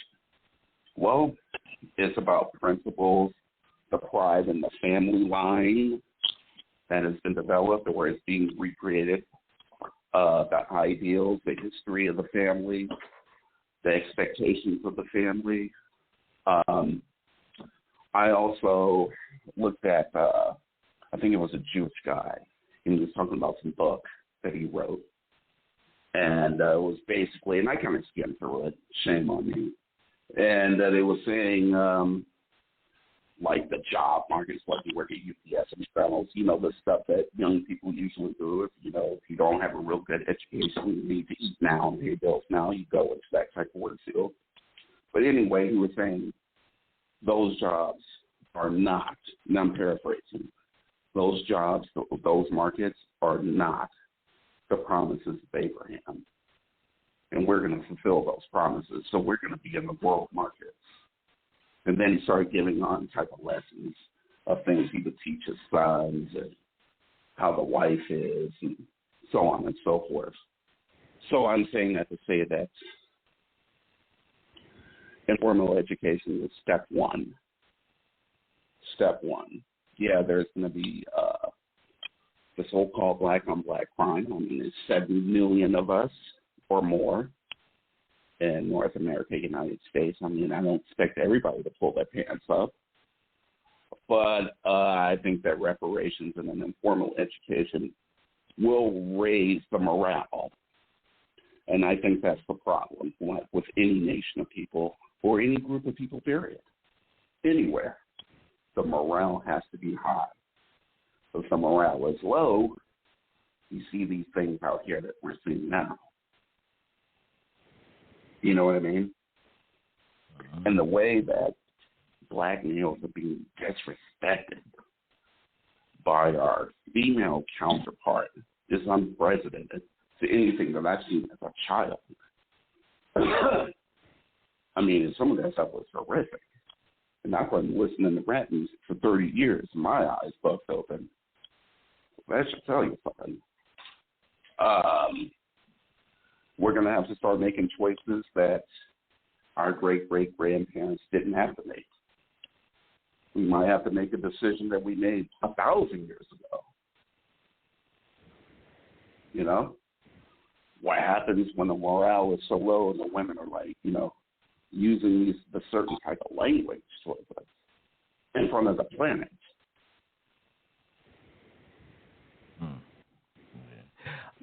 I heard a guy earlier saying about the white woman thing. Let me get on that. Oh, David. Let me get on that for a second. Yeah, I'm going to get on that. Women come with the territory of being a man, period, with or without resources. We see it in Black Europe. They got statues and busts outside of resort hotels in Europe. We have them there. We had them in England. We got them here. What's the problem? And I'm starting to sense that is it because of what happened in the 20th century with Malcolm X, what he was saying about the house nigger, the Tom, and the white woman. You won't be good unless you got a white woman in the Cadillac. Is that where we're getting it from? Like how? Day, you gonna dress that one day? They're women. We can spin this around. We can spin it around. What about them little tribes, some of those tribes in Africa that are fighting right now? Should they reproduce with each other's women? And they've been beefing for a very long time. But see, for a very long time. let me explain the point, because I don't know if Dave might be busy. Let me explain the point why Dave brought that out about the Hebrew Israelites that he's talking about. I don't know if you know too much about. Go ahead, Dave. Go ahead, Dave. Break it down, Dave. I was hearing it, and I'm sitting up there listening to you, and I'm kind of trying to understand where you're coming from. See, for me, when it comes time for Israelites, this is not a religion. And I explain that to everybody. We are not a religion. When you're dealing with tribalism and all that, we don't get into that. We don't. Well, over here at Liberation Tabernacle of Yah, which the organization which I belong to and Moray REI Israel belong to, we don't deal with that nonsense. That stuff that you hear, like I was bringing about earlier, I was giving an example about Israelite camps out there in One West. Those other Israelite camps that stand on the corner with Earth, Wind, and Fire uniforms on, yelling and screaming and hollering out the top of their lungs. We don't get into that. We deal with righteousness. We dealing with going back to our culture. That's all. You know, I'm going to tell you something. Me and Moray REI, we talk about this all the time. We have more in common with the white Jewish community than the black Israelite community. We do. Mm-hmm. We listen to. I don't doubt that. I don't doubt it. I mean, I've seen and encountered many different nations and its representatives. Many. Yeah. And they talk trash. That's not us. We look, me and Moray REI Israel, we talk about, we quote Rabbi Tovia Singer. We quote Karaite Jews. Because these are, look, and some of these people, we put that out there all the time. Some of the best teachers in Israel are some of the rabbis that you got out here. I would think that it would be, considering that it's a Judaic religion, right? Well, we're not. Okay, when you talking about religion, we don't get into religion. We deal with our culture. You know, we've been Hebrews from the beginning of time. Since the beginning of time. Now, before you continue, would you say that there is a thin line between culture and religion? And if so, how do they conjoin together? Well, I want to go one thing, Dave, just explain one quick thing if you mind, Shalak, because what you were saying before we get out of that right fast. Now, what I think what Dave was actually why he brought that up about them saying about the white women, right? I don't know if you know a lot about some of the Hebrew Israelite guys that be on the corner hollering, kicking, and screaming. Now, most of them, they kind of promote what they call black, some people might call black supremacists or black separatist group. We'll say black separatist group. And why Dave brought that up is they'll teach all of this stuff against the white man's so-called their separation, but when they get to the kingdom, they're going to have white women. That's what he's bringing. You preaching all this black separatist stuff.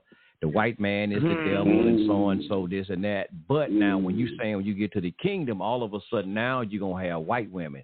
So that's why Dave is bringing it. So it's like you're being hypocritical. That's why he brought that up. It wasn't about promoting interracial marriage, non-interracial. That was the issue. That wasn't the issue. Let me tell you, before you continue, hold on, let me tell you real quick. Just a second. Just 1 second, please. All this comes with the territory. I've seen them. I've seen almost all of them. All the different black think tanks. All of them. And most of them are outdated. Far outdated. very outdated. I mean, they have leaders, some of us have leaders that were never leaders of their regime. So it's a very difficult situation to really think through and analyze on a realistic level. Just like when you said earlier when you came on, you don't know where I'm coming from, because I wasn't being personal. I was just giving an analysis. So, the thing about some of the Israelites, I mean, there's a lot of different camps. I remember some of the old ones with the Yahweh and Yahweh, and there was another one, GNS, the Great Millstone, and they were real big. Then you had one in New York, not New York, Chicago with, I forget it. I can't remember his name. General Yohana, I think that was his name or something. And then you had another group that wore all purple. We've heard of all of those. Yeah, we've heard of all those. And we're not affiliated with none of them. That's one thing about Liberation Tabernacle. Yeah, we're not affiliated with none of them. They ain't nothing to us. They can come on right now and talk to us. And we'll have a regular dialogue and tell them that they ain't right. You know, we don't have nothing to do with Shema Israel either. We don't have nothing to do with none of them. Shema Israel, Capers, Fournier, we ain't got nothing to do with none of them. Liberation Tabernacle, y'all ain't in no unity camp with none of them. We don't. I tell you this too. We ain't on. We sure as hell ain't on Sarnetta TV. And Sarnetta tried to come at us plenty of times. And guess what? We shut his ass right on down and tell him to get the hell out.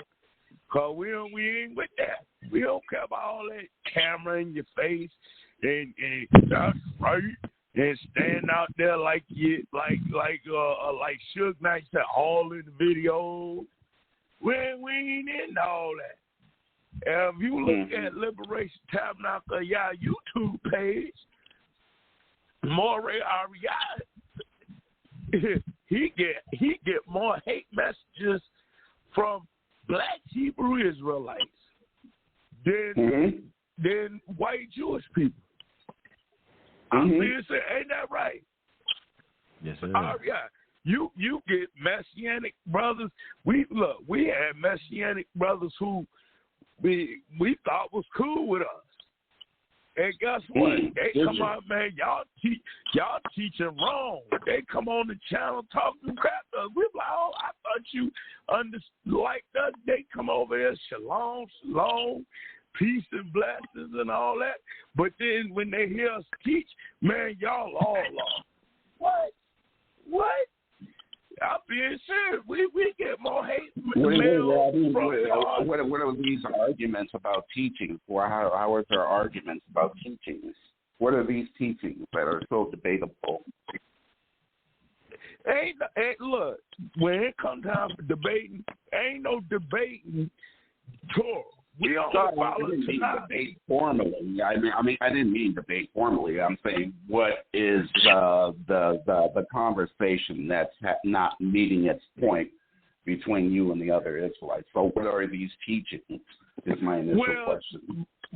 Well, for one thing, they love Jesus. They believe Jesus is black. We don't believe in Jesus. They believe Paul. They believe Paul is the new Moses. And they believe Jesus, Yahweh Shai, is the new God, is the new Yah. We don't believe in none of that. We hate Paul. We hate Jesus Christ. We don't believe in Jesus. We don't believe in Jesus. Jesus is don't exist, and that's where they hate us at, cause we just follow. Hey, Dave. Now I have another question. I got another question for you. When you enter into these discussions, or even before you engage in these conversations with these guys, what is your drive? No, well, not so much what is your drive. What is the end game? Well, we really don't have no discussions with them. We don't do debates. We don't do all the debates like you see on YouTube. Nah, we don't do that. We just do our videos on our channel, and they might come in and maybe comment, but no, we don't get time to debate. It's a waste of damn time. We don't do that. It's just, but our thing is we don't teach. I think, and I hear Alpha Male want to say something too. But one major thing, we don't teach this whole thing like a lot of them teach. Deuteronomy 28 and 68 is about how black people came over on slave ships, and that's why we're in America because of a curse and all. We don't teach all of that. See, we don't have time for all of this victim mentality teaching. We're trying to teach our people, man, to lift yourself up. Get yourself correct. Work on yourself. We don't have time to be teaching no victim mentality, because if they teach, again, Deuteronomy 28 is because of a curse. Now, according to Deuteronomy 28, it talks about how Israel, if they don't follow the commandments of the Most High, they're going to be cursed. And it says that I will turn you over to the hands of your enemies. So if they're saying that they are, if they believe it like they read it, right, and they're saying that they are the Israelites, so it's that you did something, and that reason you went into captivity, or the Most High allows you to go into captivity. So why are you sitting around blaming someone else for what you did wrong? So we don't teach that. We don't teach all of that stuff like that. So we don't get into that. We just try to teach our people, man, hey, live a righteous life, how to treat one another, and how to live out the commandments of helping somebody like the poor and all of this type. We don't have time for all that.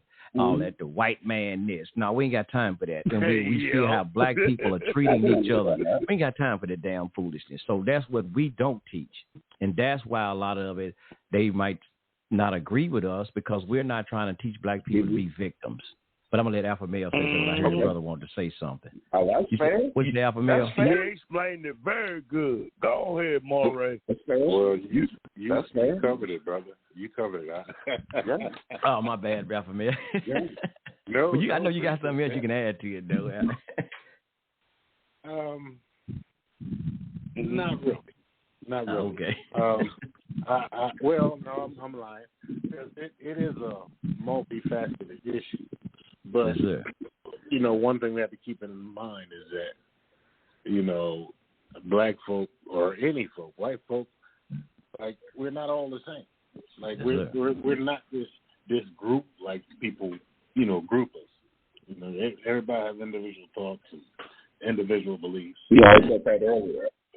And I like to get back to the point of, would reparations help? Solve problems within our communities. Right. And I say emphatically no. I agree.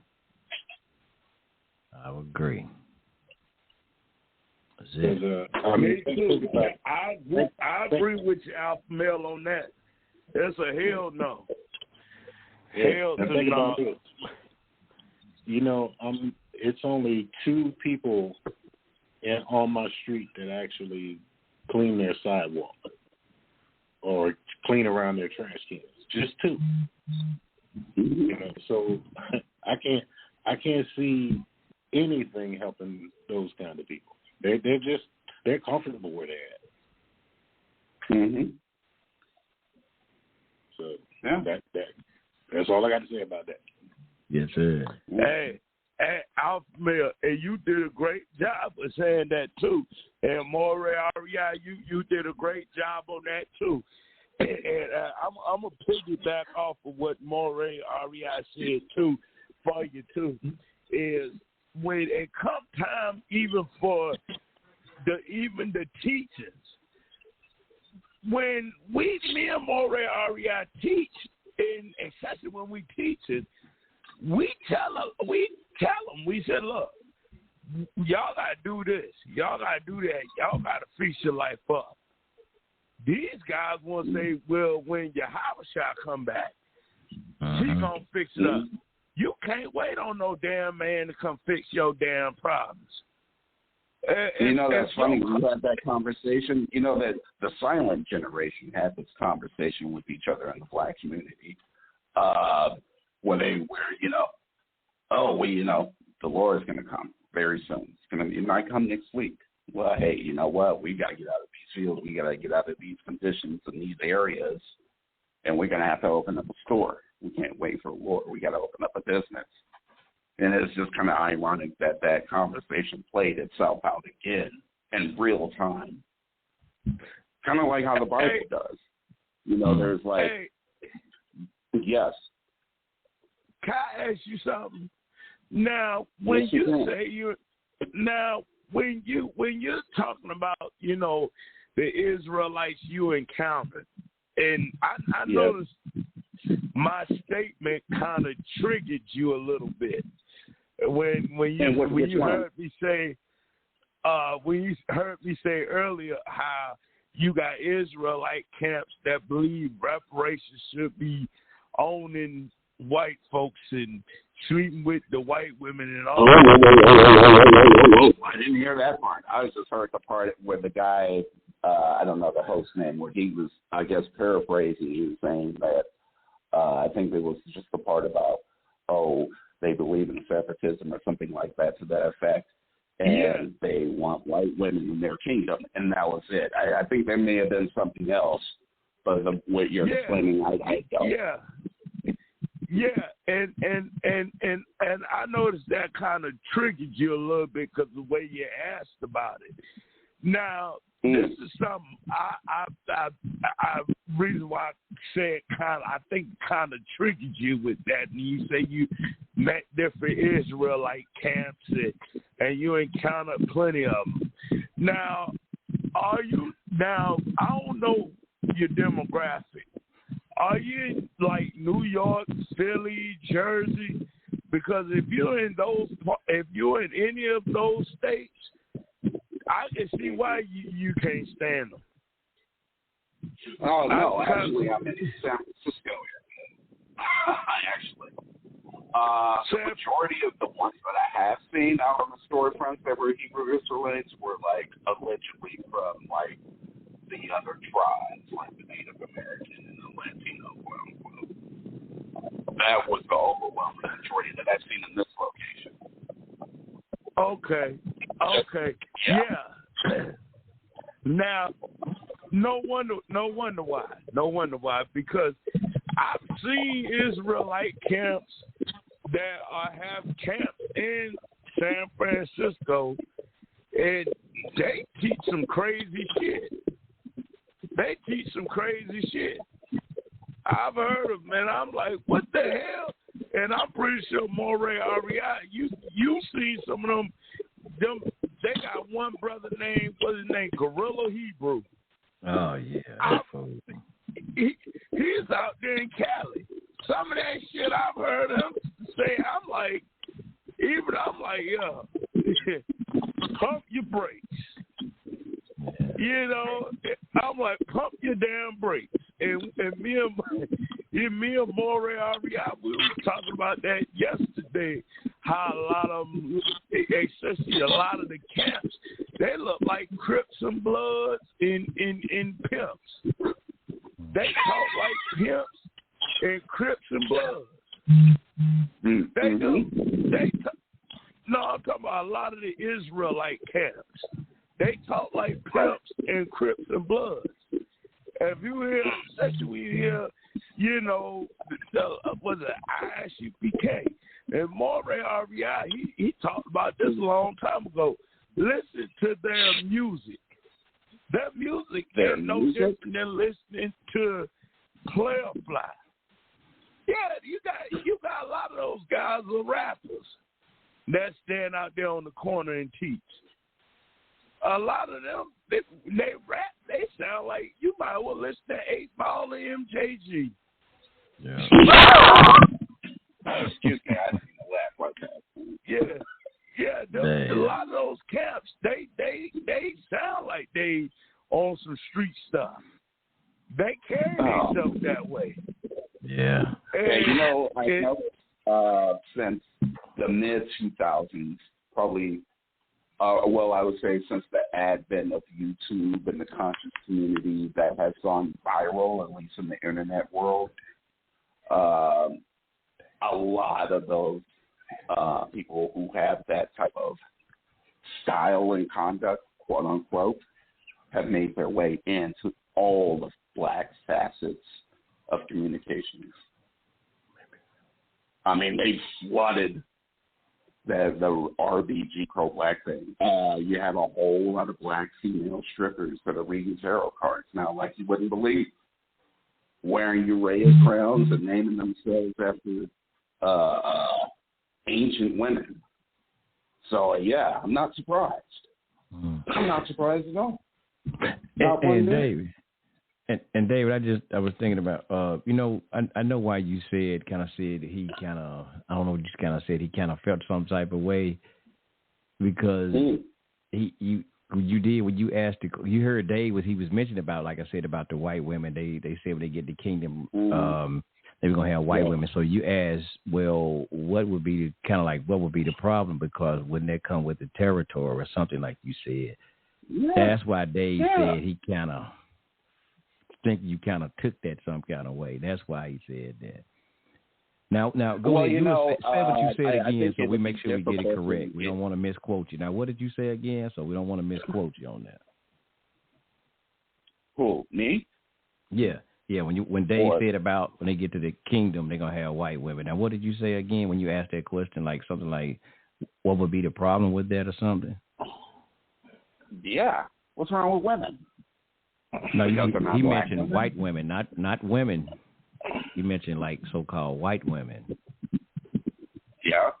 Not women. Okay. With them having white women. Yeah, what's the problem with that? We didn't say it was a problem. Like I said, that's why I made when you asked that question. That's why I clarified it. Well, why they said it because what they said, they are basically separatists. They don't call themselves separatists, but they are claiming to be separatists or whatnot. Yeah. But they are say when they get to the kingdom, they're going to have white women. That's why Dave was mentioning that. That's why I clarified. But you saying what's wrong with that? Like we didn't say that. They were just making a statement about what they teach. Oh, well, I understand, and I'm glad we got that out of the way. It was just that conversation right now with the things that we're seeing on the internet. The black male-female relationships, the contemporary black-female-male relationships. It's gotten to a point where it's almost unmanageable. And I'm not ashamed to say it. If we had a king or a leader or some type of representative like we had in the old times, I would say the same thing. I'm going to approach with my grievances. Hey, look at my area. Here's what we've been through. Can we fix this? How can we fix this? So let me ask you something. So what if they said they shouldn't have white women? What if they was teaching that, like they said, what if they said, well, we don't need no white women, even in the kingdom. We just need all black. So would that be a problem?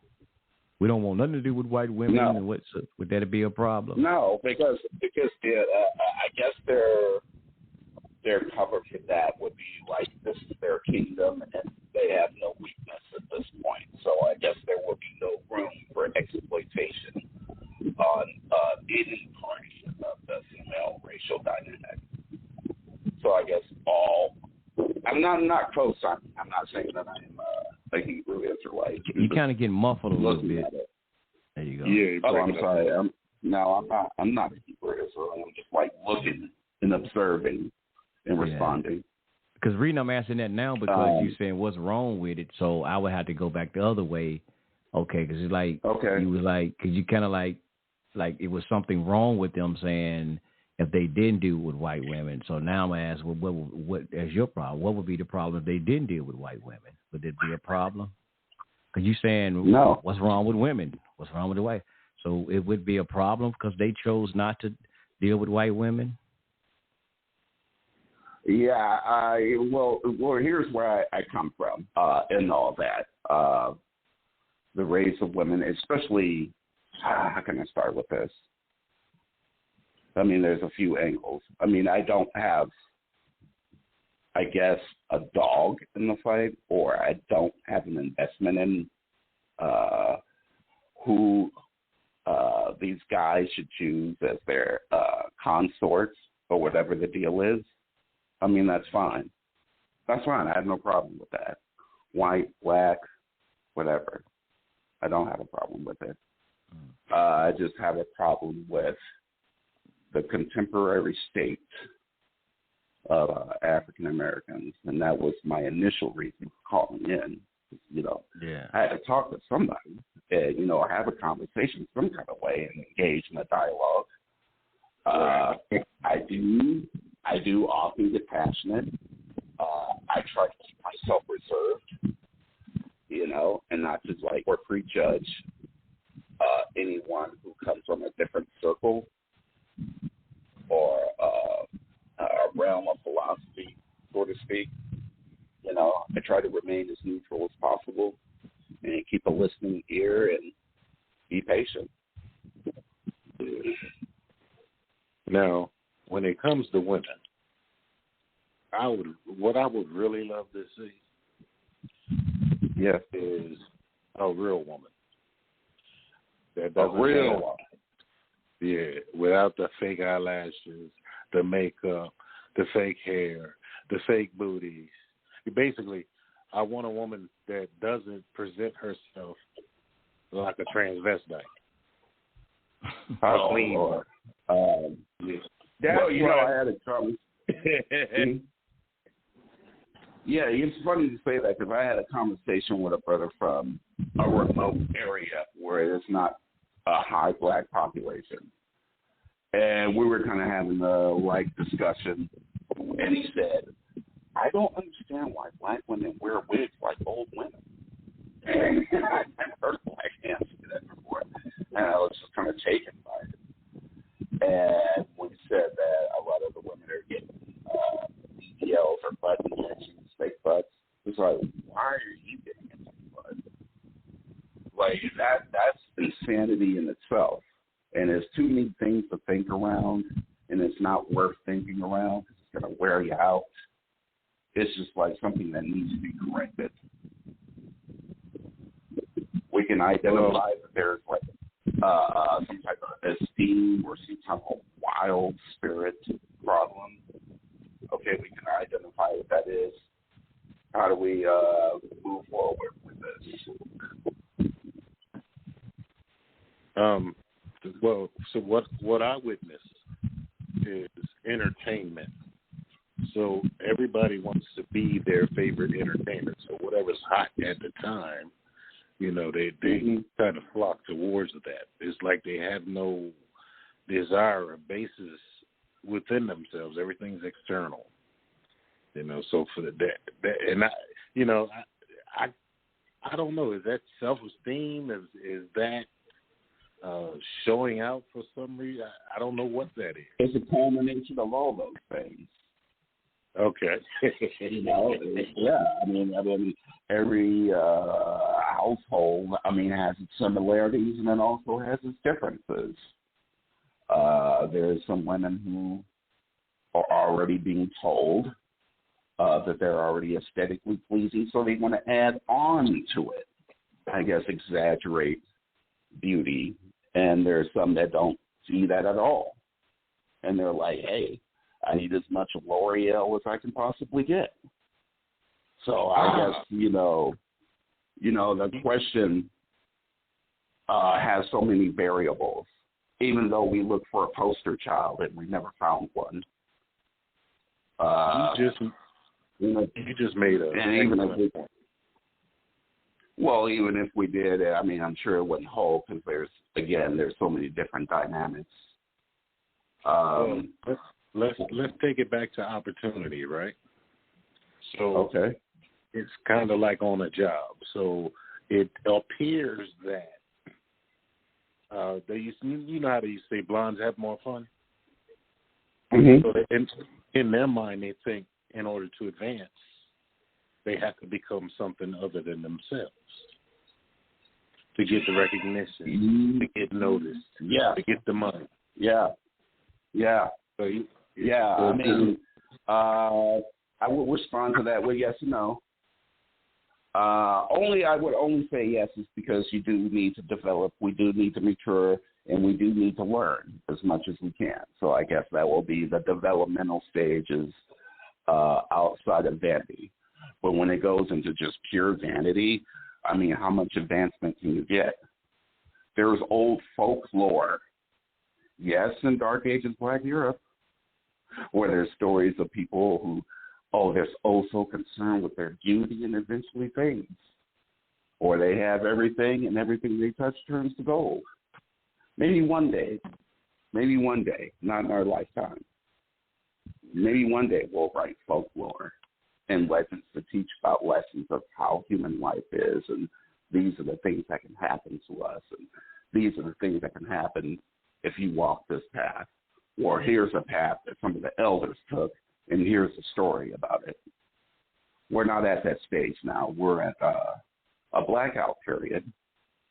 And I do believe that this blackout period is fertilizer for the future. Now, let me ask y'all this question. I don't even know how to put this, but do you think if just us men, because no women are calling in. Now, if we take back control of our homes and just start there, do you think we could make a dent in the behavior? Yes, but how many more dents can you make? I mean, you want to punch through, not just make a dent. Yeah, sure. Keep on banging. Sure, you can make a dent, but here's the thing, though. By the way, are the future generations going to have enough money to buy a house and raise a family in it? It doesn't look like it right now. Black and white. Yeah, this country is starting to look like the way it was when it started. Yeah, you are correct. I mean, it's going to make a dent. But, like I said, and I don't think I added on to this, or, when I said that only the adept can give you culture, religion, and language and teach math, they also teach the civil ethics.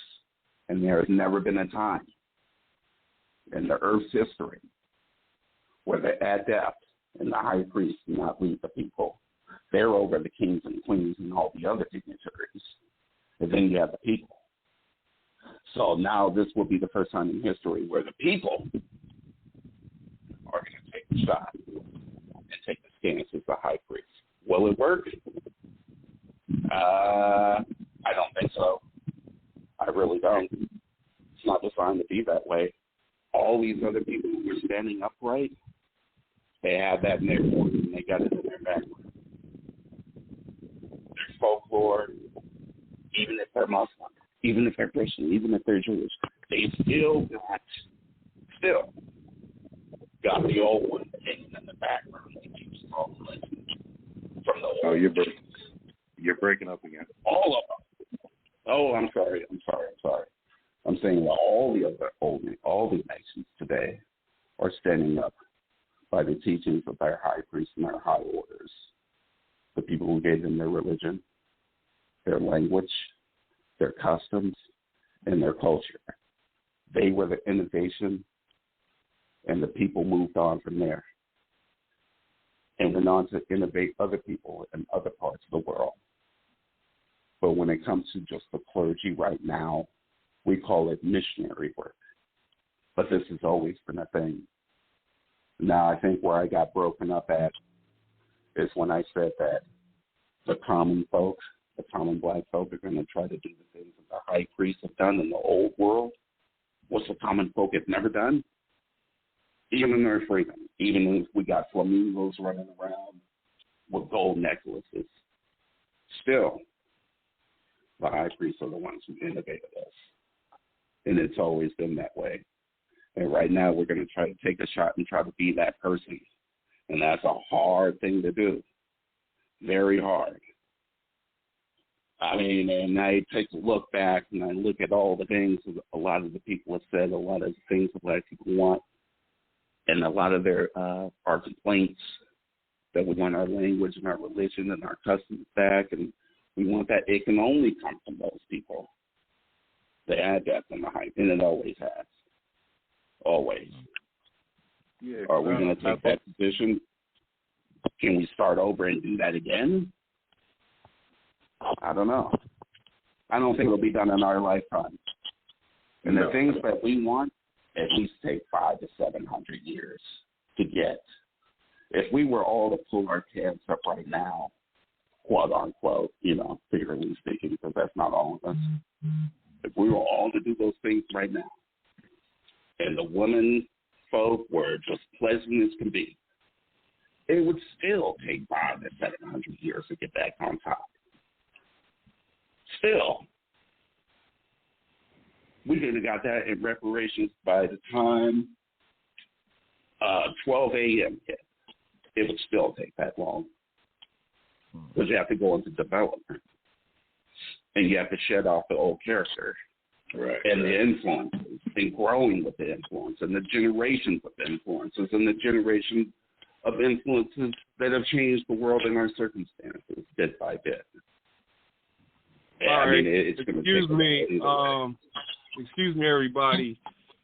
I wanted to talk about this time when Joe Biden and Barack Obama got together to rally up the vote for Joe Biden and Kamala Harris as they were running to become, president and vice president. And at the rally, Stevie Wonder, he had just finished performing right after Barack Obama made a short speech. And then Joe Biden, he made a short speech too. And then right afterwards, that's when Stevie Wonder said this.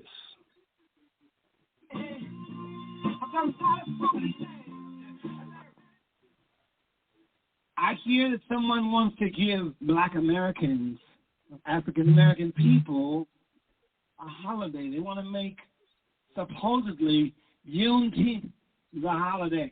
Okay, I tell you what you can do better than that. I know Joe Biden will do it. Give us reparations.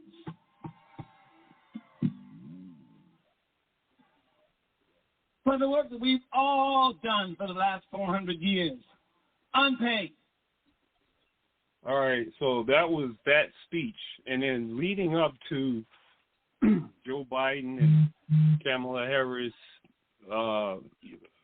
running to become president, and that they were making their campaign promise reparations for Black people. And this was a thing, and everybody was getting excited. Oh, they got reparations on the ballot. And everybody was, like, okay, we should vote for Joe Biden because he's going to give out reparations.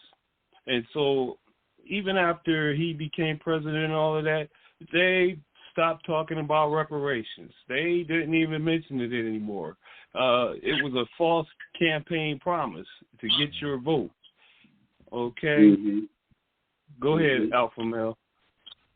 Yeah. On top of that, even when he met with the Black clergy, and they, had a few, I won't call them demands, but a few solutions to a few problems, he basically told them, well, that's not important to me right now. You just sit down and wait. No, well, there's your answer. Well, is his paycheck a problem right now? Is his personal paycheck a problem right now? Is his limousine taking him back to his hotel, not coming up on time, not picking him up? Is that a problem?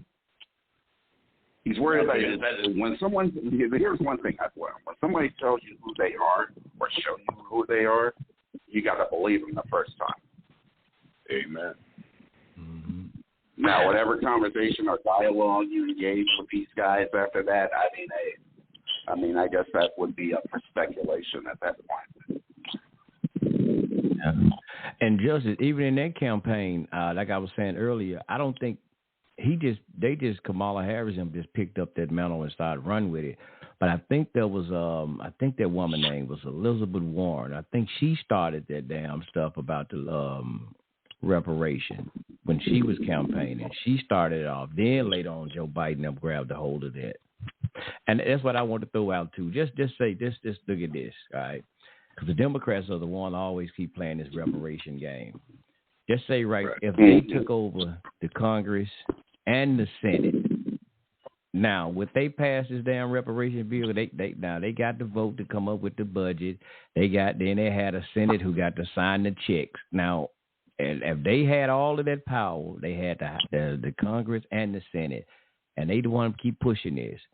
Will they sign the check to go ahead and cut it for reparations? I think the hell not. But would they? No, they would not, because all their money is for abortions and sex changes. So no, you won't get it. There you go.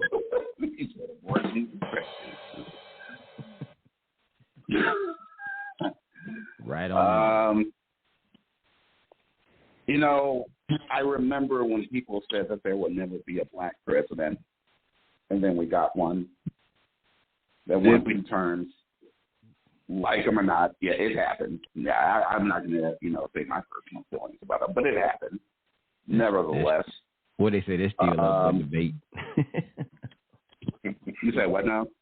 What they say, they're still up for debate, but go ahead, I hear you. Right. And I also remember when, of course, I was a kid in grade school and I was hearing about the civil rights. And then as I got older, they had like movements in Africa, where they were vouching for their own black prime ministers and presidents and whatever leader of dignitary position or whatever it was all happening at the same time. And now we have an influx of the Chinese merchants and companies who have opened and expanded in Africa, all throughout Africa. It's now a Pacific 1 or 2 countries. Actually, might be even several. I think that the world is investing, well, at least they've shown, China has shown that they're investing in blackmail, some form of blackmail development, a reform, where there's a different language. I don't even know if they're opening temples over there. Are they? I don't know. I think the same thing can happen here. I think a trend can happen here. Will it come in the form of reparations? I don't know. But it's going to come in the form of something. I mean, look at the way all these rappers are getting arrested. But I go back to something. And Obama, but I go back to something I just thought about it. What didn't they have basically didn't the Congress when Obama was in there? I've just thought about something. Didn't they have the Congress and the Senate? I forgot how they called the House and the Senate. Didn't he have both under his control at one time? That I do not remember. If I'm not mistaken, I thought I've heard that before. They had the Congress, they had the whole Congress, and they had the Senate. But they never. For the first 2 years. How many? Go ahead, Justin. I know you know. What happened? You saying when Barack Obama first became president? Yes, sir. And the Democrats had the House and the Senate as being in control of both the House of Representatives and the Senate. That's what they call it. Okay, that was for the first 2 years, and then in the midterm, they lost both House and Senate. Oh, so he could have, if he wanted to, they could have brought up reparations. You think that would have been the time that the black man, as people want to say he's the first black president, he would have had an opportunity to get that passed, wouldn't he? But he said, well, at the time it was a non-starter because being the first black president and to come into that seat with that as, a mainstream thing to do, that it would piss off a whole lot of people. and especially that he's black and he's the first one to do it, and it would be political suicide, and so there's all kinds of explanations that Barack Obama has now for why he feels that reparations should be awarded to black Americans, but then he can explain why he couldn't do it in his first term or second term, because it wouldn't guarantee him to win the next 4 years as the president. And then on the way out, he just didn't have any desire to put that on any type of agenda to get done on his way out of office. So, it looks like he didn't do anything. And you know what? And that's a damn shame that the black man felt that he was going to be ostracized for trying to get something for black people. But now the black man go down in history as the first black president, goes down in history, who passed and who brought this abomination into America, passed same-sex marriage laws in America. But the black man couldn't do nothing. He couldn't tell. He couldn't bring reparation in here, but he can go in and bring this degenerate bullshit in, talking about LGBT shit, right? Oh, wow. Right. To guarantee the vote, to guarantee the next 4 years. Yeah, go ahead. You know what I thought was funny about all that is he was getting on stage and he's kind of strutting and smiling, and then people are asking him questions. He's like, "Oh yeah, I listen to Marvin Gaye and Aretha Franklin too," and I was just like, "Oh my goodness!" I just shook my head and put my hand over my face, like, "Oh my goodness, here we go." I felt like I was watching Soul Man, but C. Thomas Howell or something. Yeah, boy. What'd you say, Brother Alphamea? Well, we talk about black on black crime. Do you know the Obama administration killed more black people than any other mass murder in history? He was known as... Remember what I said about what was happening in the 60s when they started getting those black leaders back in Africa? Remember when I said that? A whole lot of black people started dying once they got their black electives into office.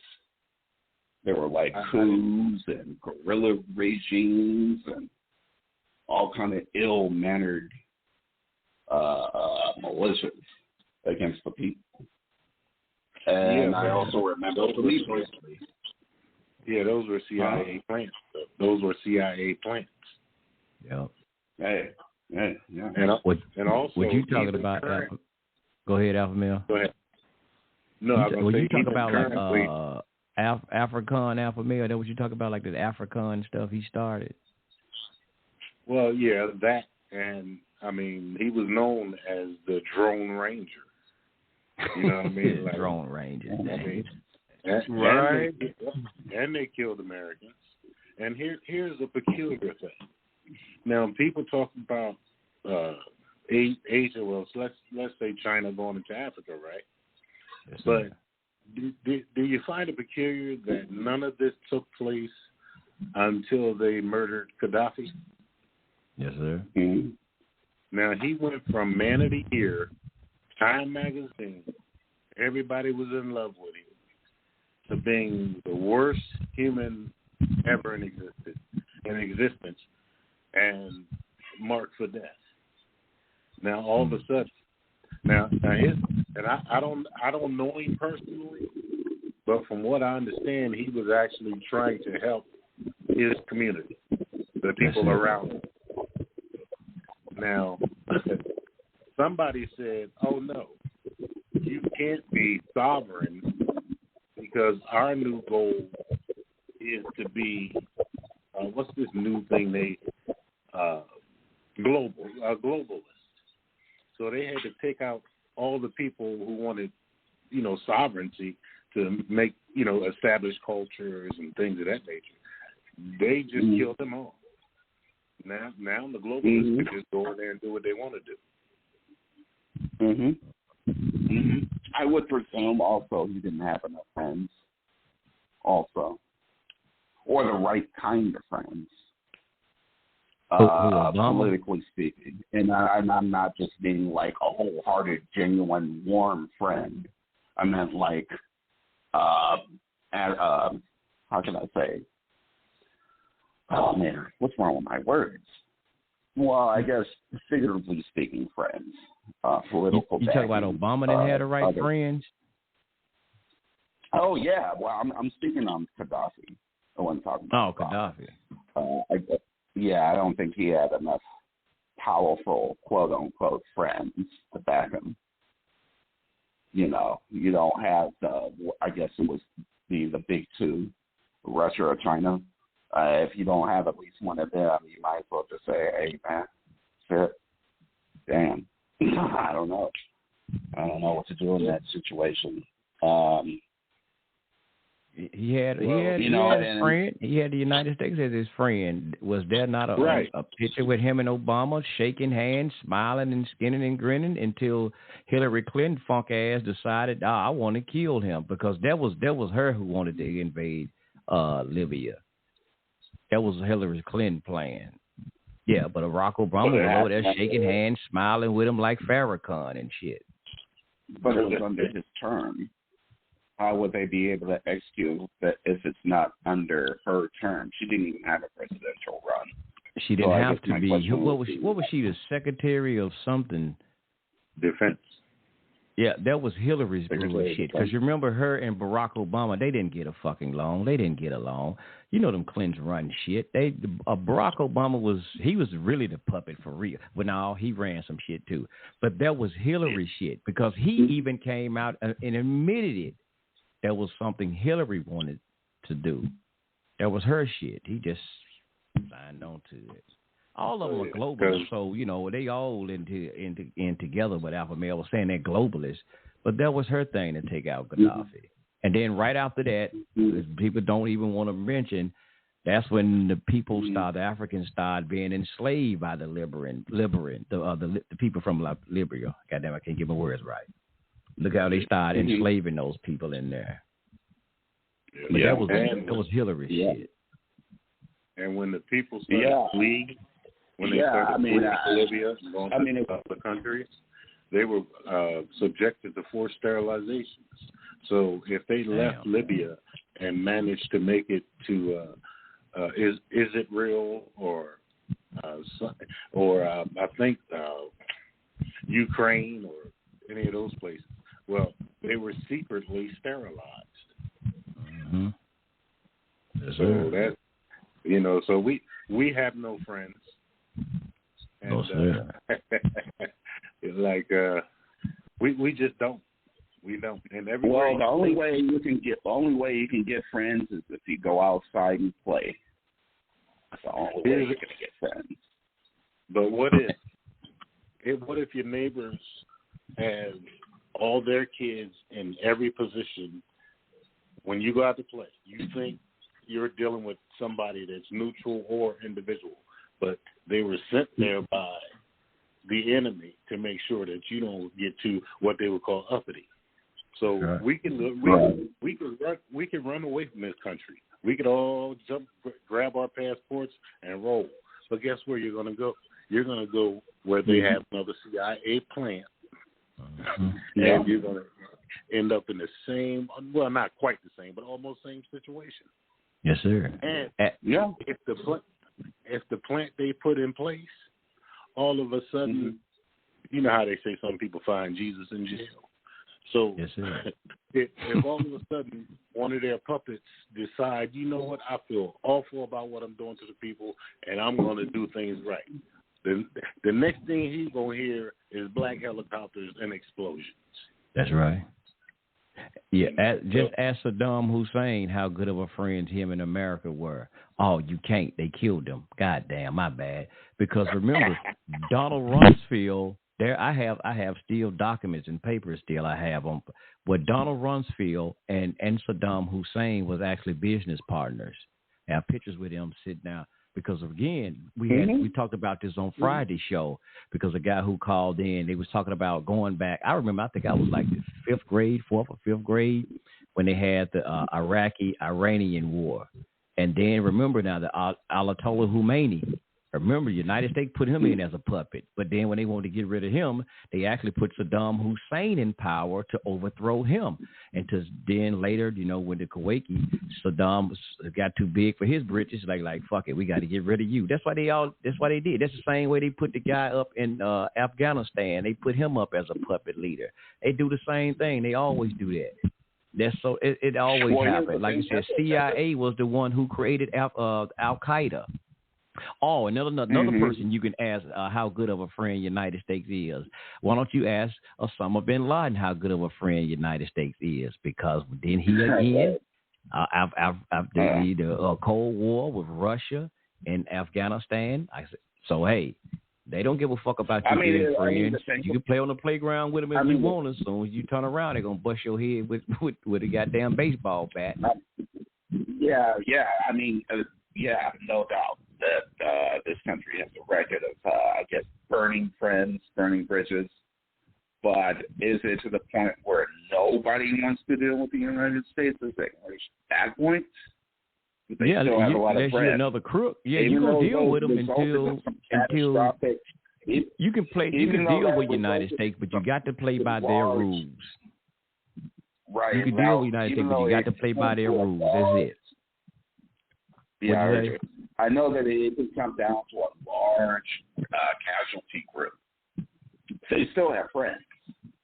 So what are they just saying? Hey, I don't want you as a friend anymore, and he just pushes them down, and they rub them out, or is it something with the finances? Is it the trades over the ocean? Is it the currency? Are they not buying into the U.S. dollar? How does their market affect the U.S. dollar? Does that come into the equation? Or is it just a clean backstab because it's just some type of uncontrollable, spontaneous movements by this country? United States is one of those friends. Like if you're their friend, if you play along with their game, we cool with you as long as you play our game. But go ahead, I heard Alpha Male gonna say something. Well, yeah, because it's real simple. I mean, why do we pay taxes? Right? Because they got more guns. They got more guns than we do. It ain't got nothing to do with friendship. That's right. 9 times out of 10, they enter into these agreements to stay alive. It has nothing to do with making the United States their friend. Because I mean, like I said, you cannot take the deal, or the little black helicopter is going to show up. I mean, that's no friend. Yes, sir. I understand. And what they say in the court of law, we under stress and duress. We do it because we're under stress and duress. If I don't pay my taxes, the IRS gonna come out to me and lock my ass up, throw me in jail, and take whatever thing I do. So you're being forced to do shit. It's like notice a lot of some of these other countries. Like, oh man, for a matter of fact, some of these African nations, they told Obama and places, don't come over here with that homosexual bullshit. Now, what do they want to start doing? Put sanctions on these countries. They want to put sanctions on them because, like, wait, we ain't with that homosexual. Don't bring that shit. Remember, I forget the brother's name who died. He told Obama, we could talk. You can come over here and talk, but don't come over here talking that homosexual bullshit. Keep that rainbow shit over there. What happened to that guy? All of a sudden, that guy died, didn't he? Mugabe. I think that was his name. Yep. Mugabe, now, all of a sudden, he's dead now, huh? And then those countries that they trying to put sanctions on the people, talking about a human rights violation. Yeah, see? So that's how America don't have friends. They have they have people that they got, like I said, under stress and duress. That's why. Yep. And a lot of people now reading a lot of American people go along with their bullshit because, like I said, they keep a lot of American people, I'm going to say most of blacks too, they keep us sedated. Reading us, that's why they passing all these legalized drugs and passing because they keep your ass so high, you don't know what the fuck going on. You like, hey, it's cool. I don't give a fuck. I'm like you like Cheech and Chong. You so motherfucking high, you don't know what they doing.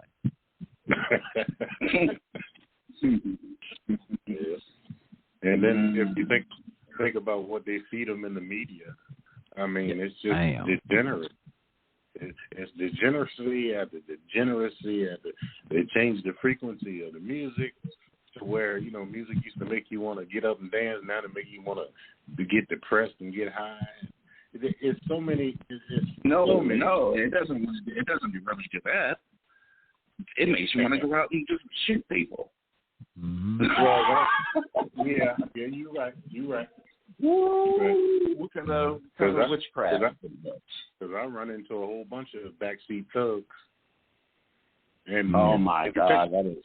Yeah, I've seen that. Like I think when I became a teenager, or I was becoming a teenager, they started cursing in rap music. I'm aging myself saying that, so I'm like in my mid-40s now, and I've been seeing that as a kid, and it's something. I think that's the young black male life. It's a demonic spirit. Oh shit! Nah, man, it's bigger than that. Yeah, I mean, you got things pulling at you in every fucking door. And it ain't like, it's not like cut and dry where you can look up and see, okay, colored bathroom, white bathroom. Okay, I go to the colored one. It's not that cut and dry. Oh, I missed that part. My bad. Huh? I missed that part. My bad. I was still stuck on the today's music. Yeah, Well, I was going to say today's music. I mean, it just has an influence that's like beyond. This is who we look at for our fashion, our esteem. They know what's in. They're young too, but they're a little older, but they're still young, generally. And they have the things that we want. Why not emulate? Everybody emulates after someone that has something that's achieved something that they want. Everybody does. But it's just in this context, it's not exactly a good thing. Shit, man. Just looking back at it, it's just like, wow. And I was the biggest Tupac and Ice Cube fan in history. And I never was. I never was their fan because my gator would go off. Damn. And I was like, yo, don't no man act like that. Which one? Both. Listen to some of the lyrics, and you'd be like, huh? Don't no dude. Oh yeah, looking back at it, I mean, I would never wear a bandana tied around my head with leather overalls. No. Looking back at it, back then it was like, wow, this dude's daring, and he's got all the ways. He's got, this rap is really what rap are y'all talking about? What? Can you mention that rap? Tupac and Ice Cube, wasn't it? Oh yeah, Tupac was gay. Yeah, Tupac was gay as hell. He got raped in jail because you remember he went to jail on some rape charges back in the day, and then they said when he got to jail, they say they had to call his family because it was like he got sent to infirmary. And when you get sick, when something happens to you in any jail, they have to report to your nearest family member. So they pretty much said that Tupac got raped in jail. Yeah. Damn. Yeah.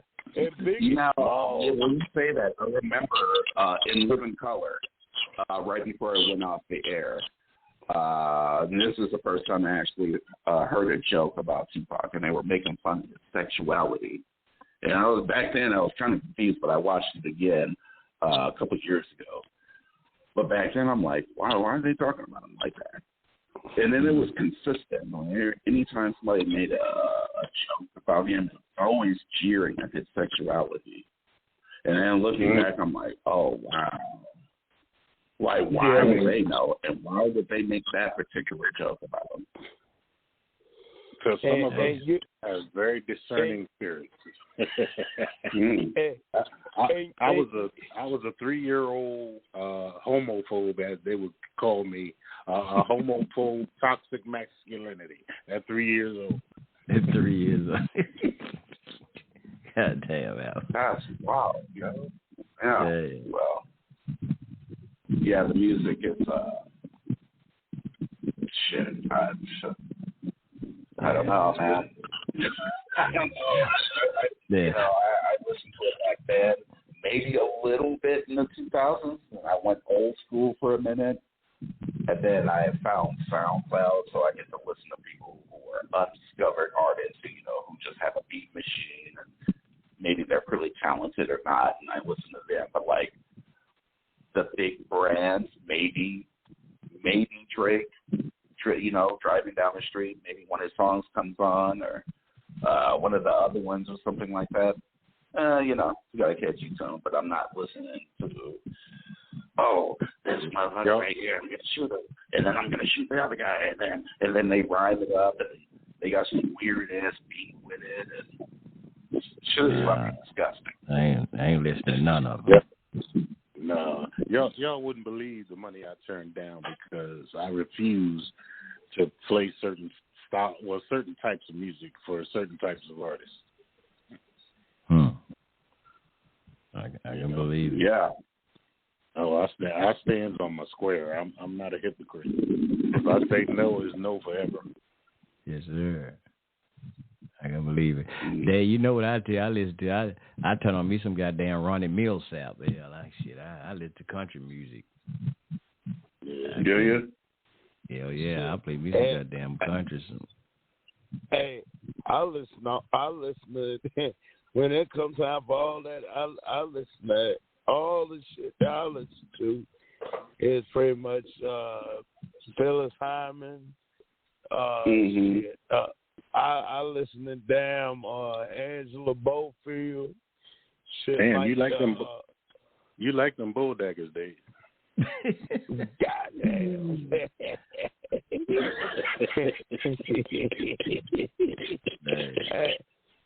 I listen to Regina Bell, shit like that. I don't listen to that. That's shit I listen to. What about salsa and merengue? You forgot them? Cool. Oh, I love me some bossa. No, salsa and merengue and reggaeton. I'm more bossa. That's what Chief Rabbi like. He forgot his Spanish music. He didn't want to mention that. Ain't you Celia Cruz grandson Justice? Yeah. Justice who Cruz? What? Celia Cruz. Oh, yeah, right. Yeah, I'm her grandson. I wouldn't mind being her grandson. It would be an honor. And Celia Cruz looked like a damn old black dude in a damn wig and a dress too. Yeah, I can give y'all a song. I can give y'all a song y'all need to listen to, and it's gonna crack you up. And it's by Johnny Guitar Watson. It's called "Ain't That a Bitch." Damn. I've heard that song before. I don't think I heard that one. I've heard that's a real mother for you too. That's all I heard. What's the name of it? Guitar what? It's Johnny Guitar Watson, and the name of the song is "Ain't That a Bitch." Go ahead and play that, Chief Sunray.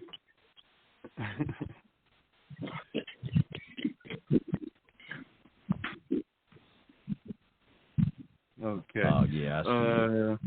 Well, I can't hardly do the copyright music. 2 minutes. I can't hardly play like do 1 that minute on YouTube.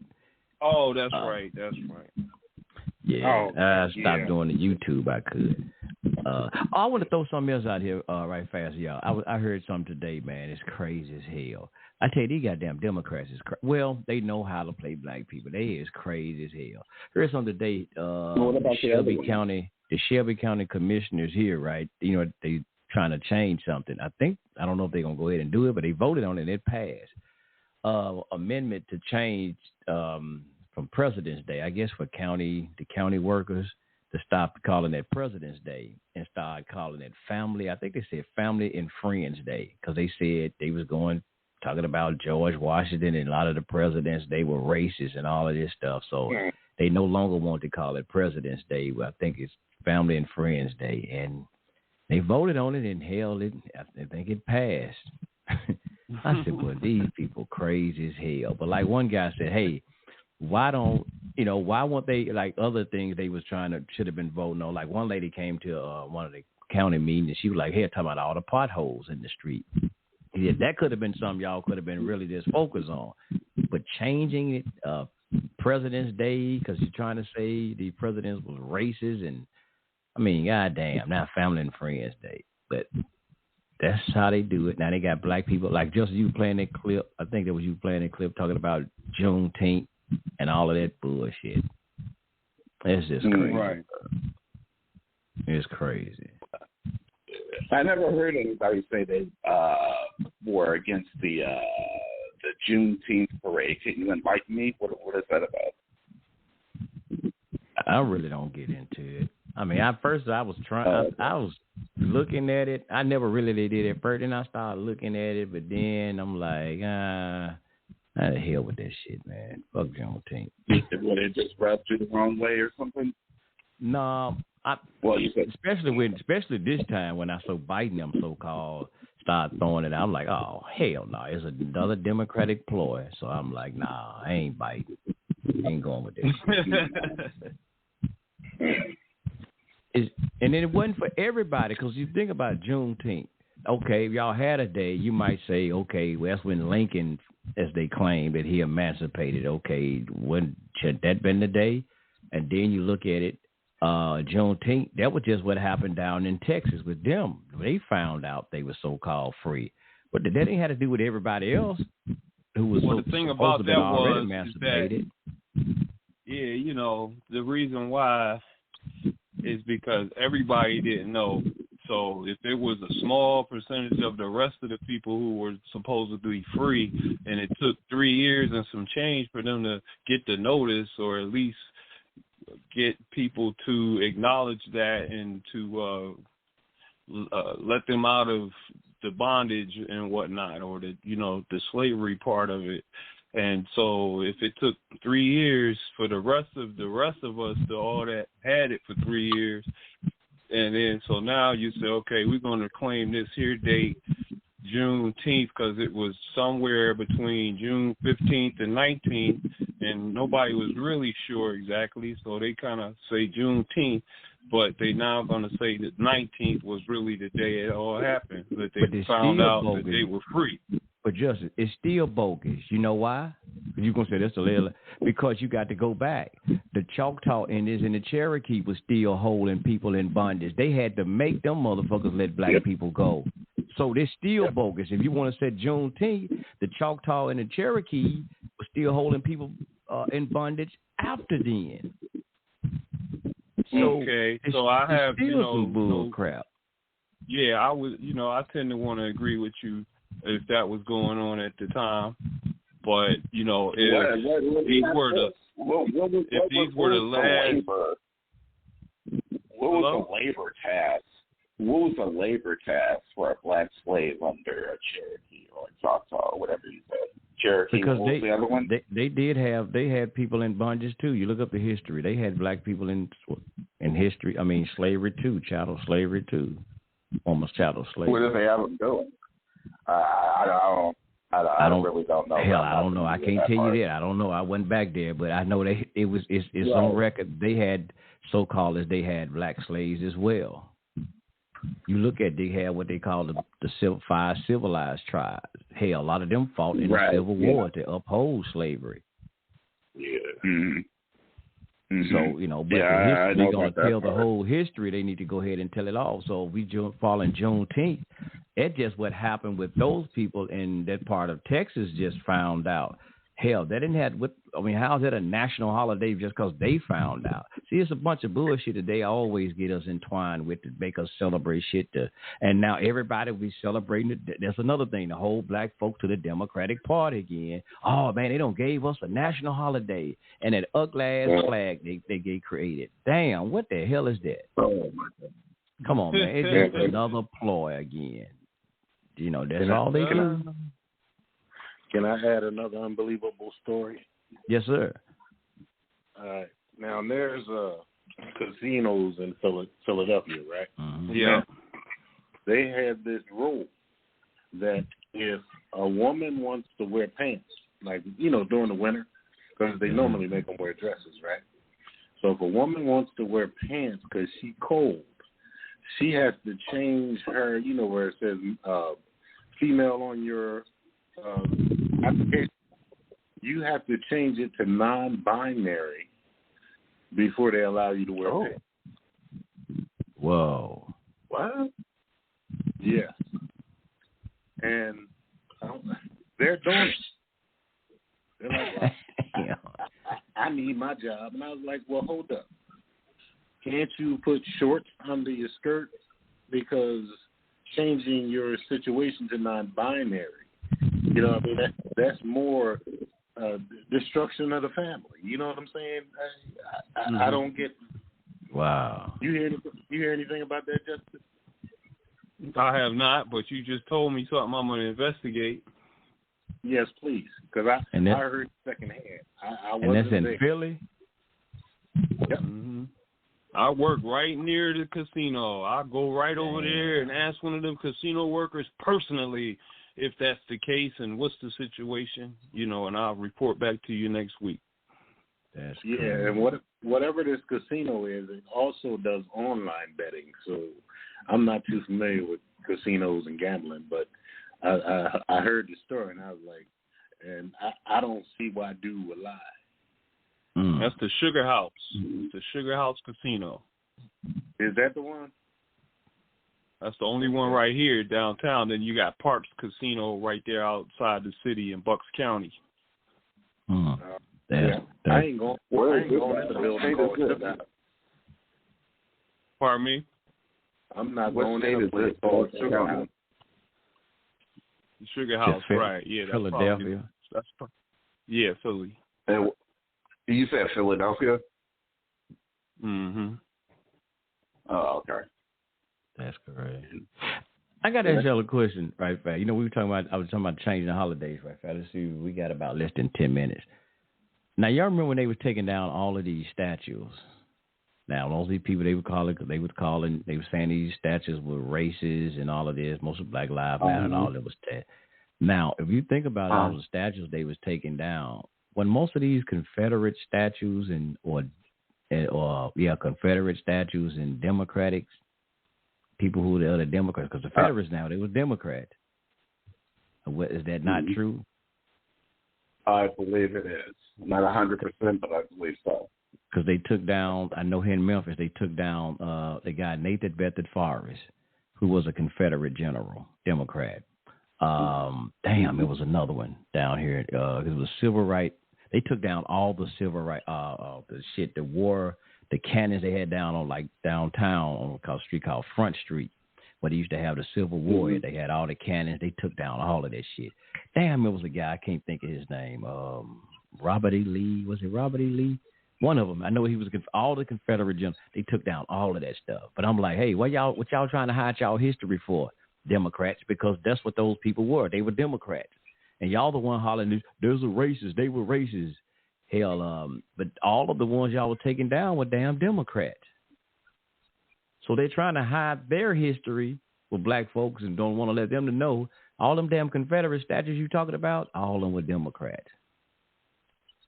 Yep. To the best of my knowledge. Yeah, let me add something to that. Now that's why I love our older men, wise men, because the dude said it's funny. He said if you look back in history, he said in every situation that it's like black people leave a place and they come back white. He said that's one of the tricks that everybody falls for. So it was like Malcolm was telling us about the Dixiecrats. Yes, sir. All they did was they all just switched sides. They changed their name. It's like it's so confusing now. What's the difference between Hebrew, Israelite, and I tend not to say Jew because the letter J didn't even exist at the time. A Yahudi. Yeah, okay. Yeah, Yahudi. Yeah. That would be the ancient name.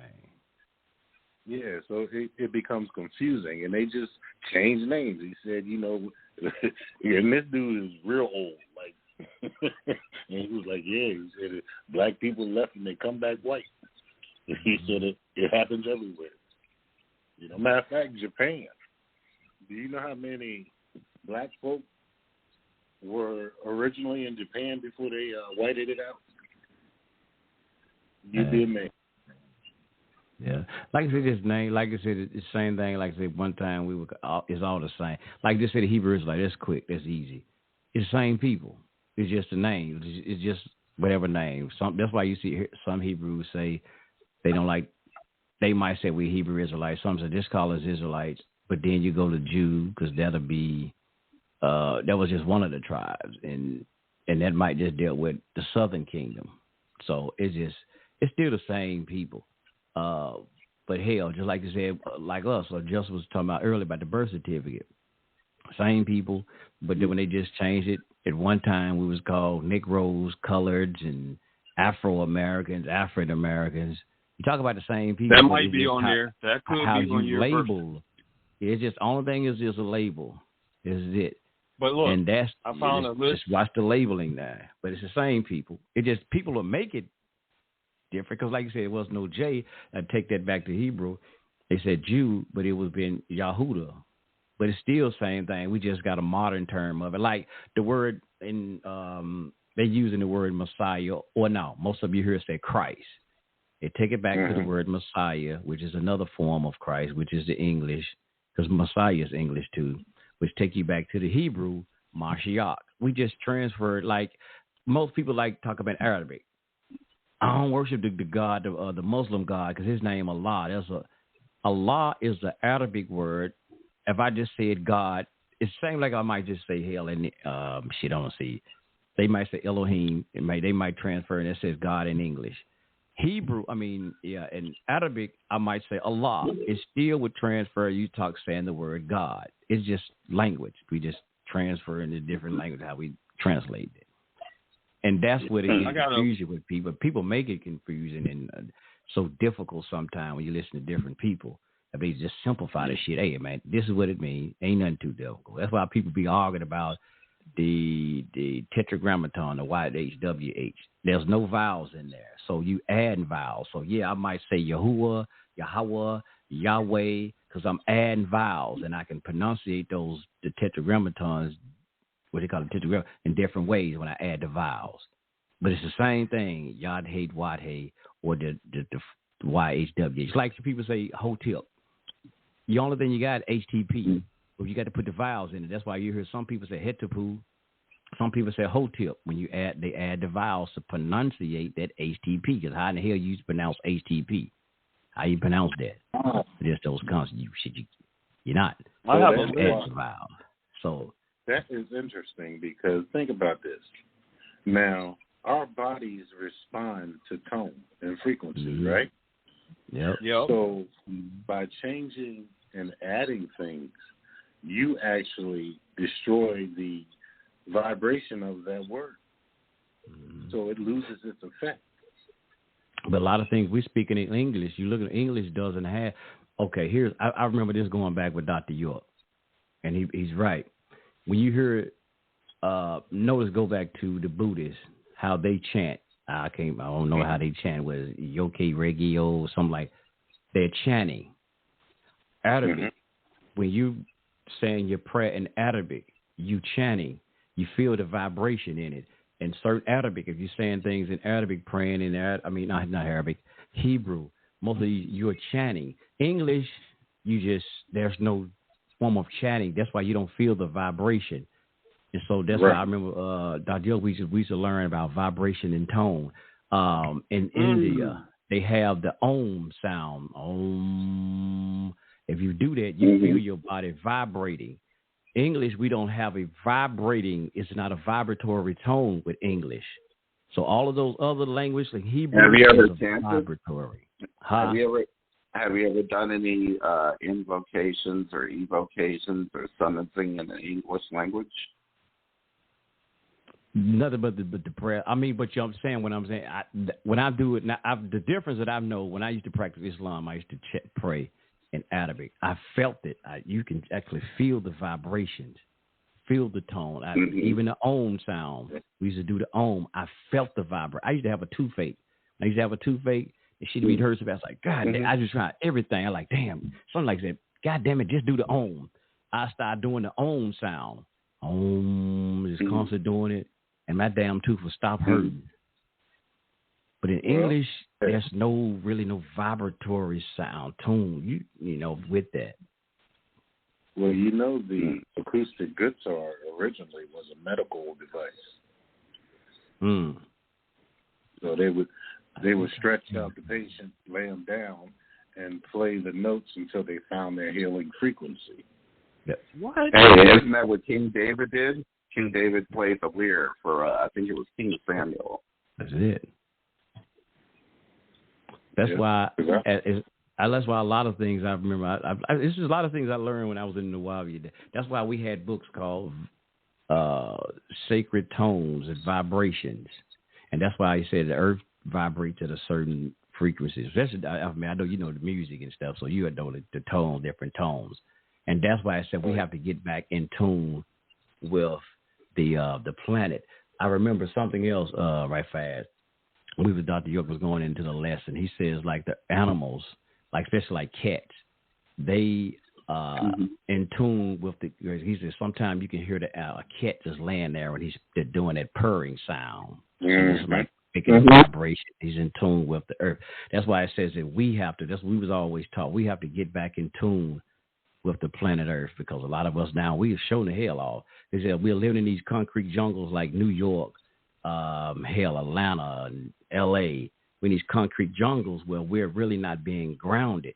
That's why some people tell you, man, get out there and take your shoes off and walk in the ground on the grass barefooted so you can ground yourself back in there. So we are out of tune with the planet.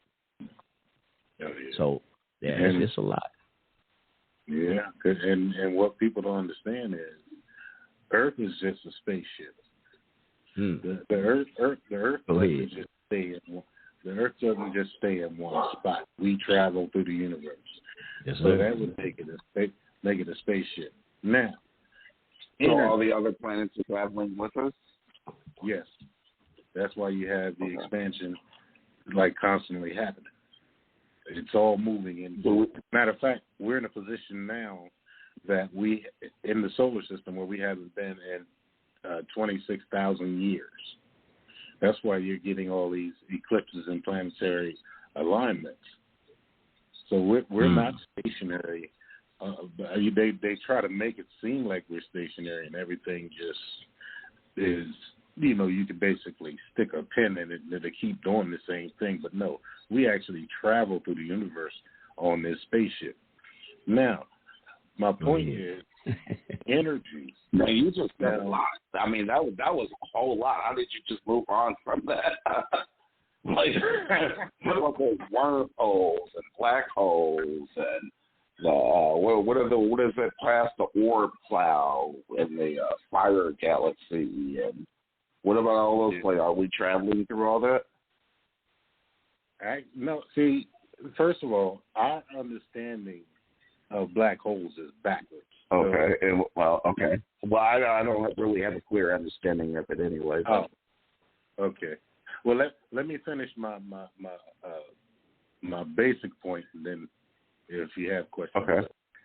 All right. Now, my basic point is that our energy propels the Earth in certain directions, right? So you have to have a balance of negative and positive energy. Now, when the overwhelming condition of people is depression and negativity, that actually changes the celestial poles. It actually shifts the spacecraft, right? So now, currently, mathematically, the poles have shifted, so the tilt has changed. So that's why you're getting different weather patterns, strange occurrences, and things of that nature, because we're out of balance. There's too much negative, and it has to be negative, but it has to be balanced with positive. But right now, if you dare to turn on the TV, it's all murder, kill, murder. Negative. Mm-hmm. Yeah. So that was my point before I got to the other stuff. Yes, sir. Damn, Alphabet. You know what? That'll be a Friday show right there. We need to get into some of this back on Friday. I know we finished recording now. Hey, but this needs to be a Friday show. Get into tone, vibration, and alignment. Because I had wanted to ask you astronomy question I had thought about was dealing with the eclipse, Alphabet, but shit, I forgot what it was now. But this could be a continue on a Friday with this one because it's deep, like you're talking about. Well, think about this before Friday. Why would they shoot missiles at the solar eclipse? They shot missiles at it? Yeah. 3 of them. Damn. And I didn't hear about that one. And they were spraying. They had high altitude airplanes spraying chemtrails at the same time. I did see something like that. Do you think they did something? Because Alphabet, that's crazy. Remember I told you my coworker, he was like, man, I got in the truck, we was at work, he's like, man, how in the hell them people talking about they canceling the goddamn eclipse? I said, what? Because I was like, I said, maybe he reads some shit off, Facebook or throw up anything. He's like, but he didn't tell me where he got this source from. He's like, man, that's crazy. He said, I'm trying to figure out, how can you cancel an eclipse? But he said that's what somebody had. They was thrown out there. I'm like, that's crazy. But then I told you how it got real cloudy that day, like it was gonna rain. I was like, well, damn, maybe that's how they did it. I was thinking about the chemtrail. I was like, maybe they gonna make it rain. I said, man, we ain't gonna see it. But later on, all of it still was kind of cloudy, but it was like it was getting ready to storm. I was like, damn, ain't nobody gonna see the eclipse today. I have an article here that talked about what NASA shot up these rockets. The 3 rockets comprising the APEP mission launched on Saturday, October 14th at 10 a.m. That doesn't make sense because the thing happened on the 8th. So let me find something else here.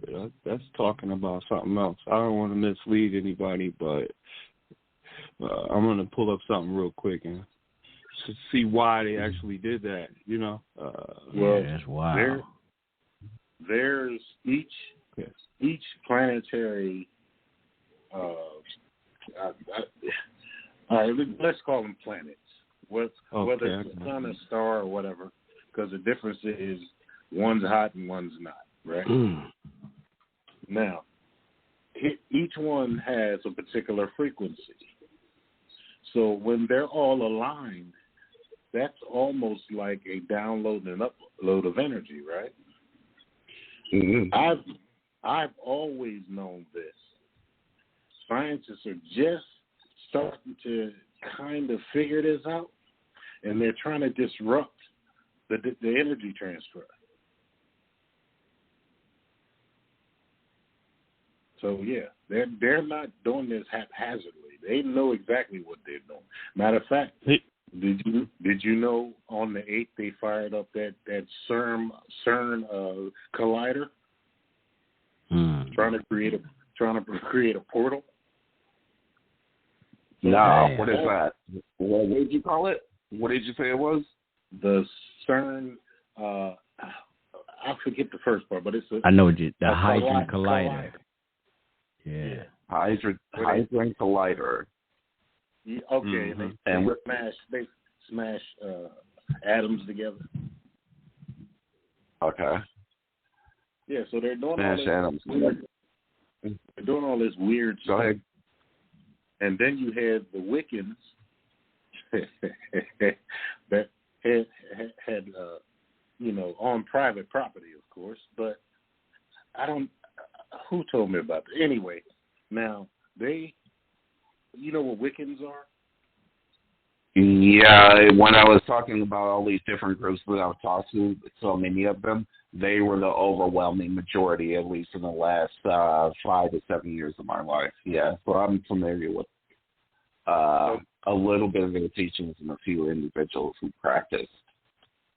Okay, so they had this belief that if they got impregnated during the solar eclipse, that the child would be born with powers. So they got a bunch of you know how sorry they interrupt you. But I'm about to go to sleep, so I'm gonna tell y'all good night, and I'm out. All right, It is. Shalom, everybody. Love y'all, brothers. Love you too, brother. Peace, right on. Peace, bro. Peace, Casper. I just sent you something too, Dave. Right on. Yeah, go ahead. Go ahead, man. But yeah, so there's just so many strange goings on. It's hard to keep up with. Matter of fact, there was a comet that was behind the sun. And this comet, I mean, you know how when you see clouds, you see what you want to see? But this comet had like horns. And so they named this, I'm drawing a blank. I must be getting tired. But not Lucifer or something. Well, the comet, I think they might have named it Lucifer or some crazy shit like that. Damn. But yeah, so many strains going on because, like, I do believe there was a time that we could do things. I don't know to call them magic or just things we naturally did. Now, people come along, see what we do, and then they pervert it. They turn it into something demonic or just degenerate. It seems to always lead to some kind of sex and sacrifice. Now you're in my field now. Yeah. Well, let me say this. There was always black people who practiced dark and white. And then, believe it or not, there were some that were pretty evil.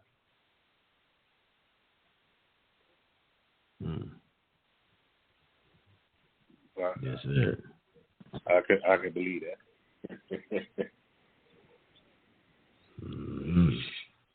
Yeah, I don't want to get too far into it, but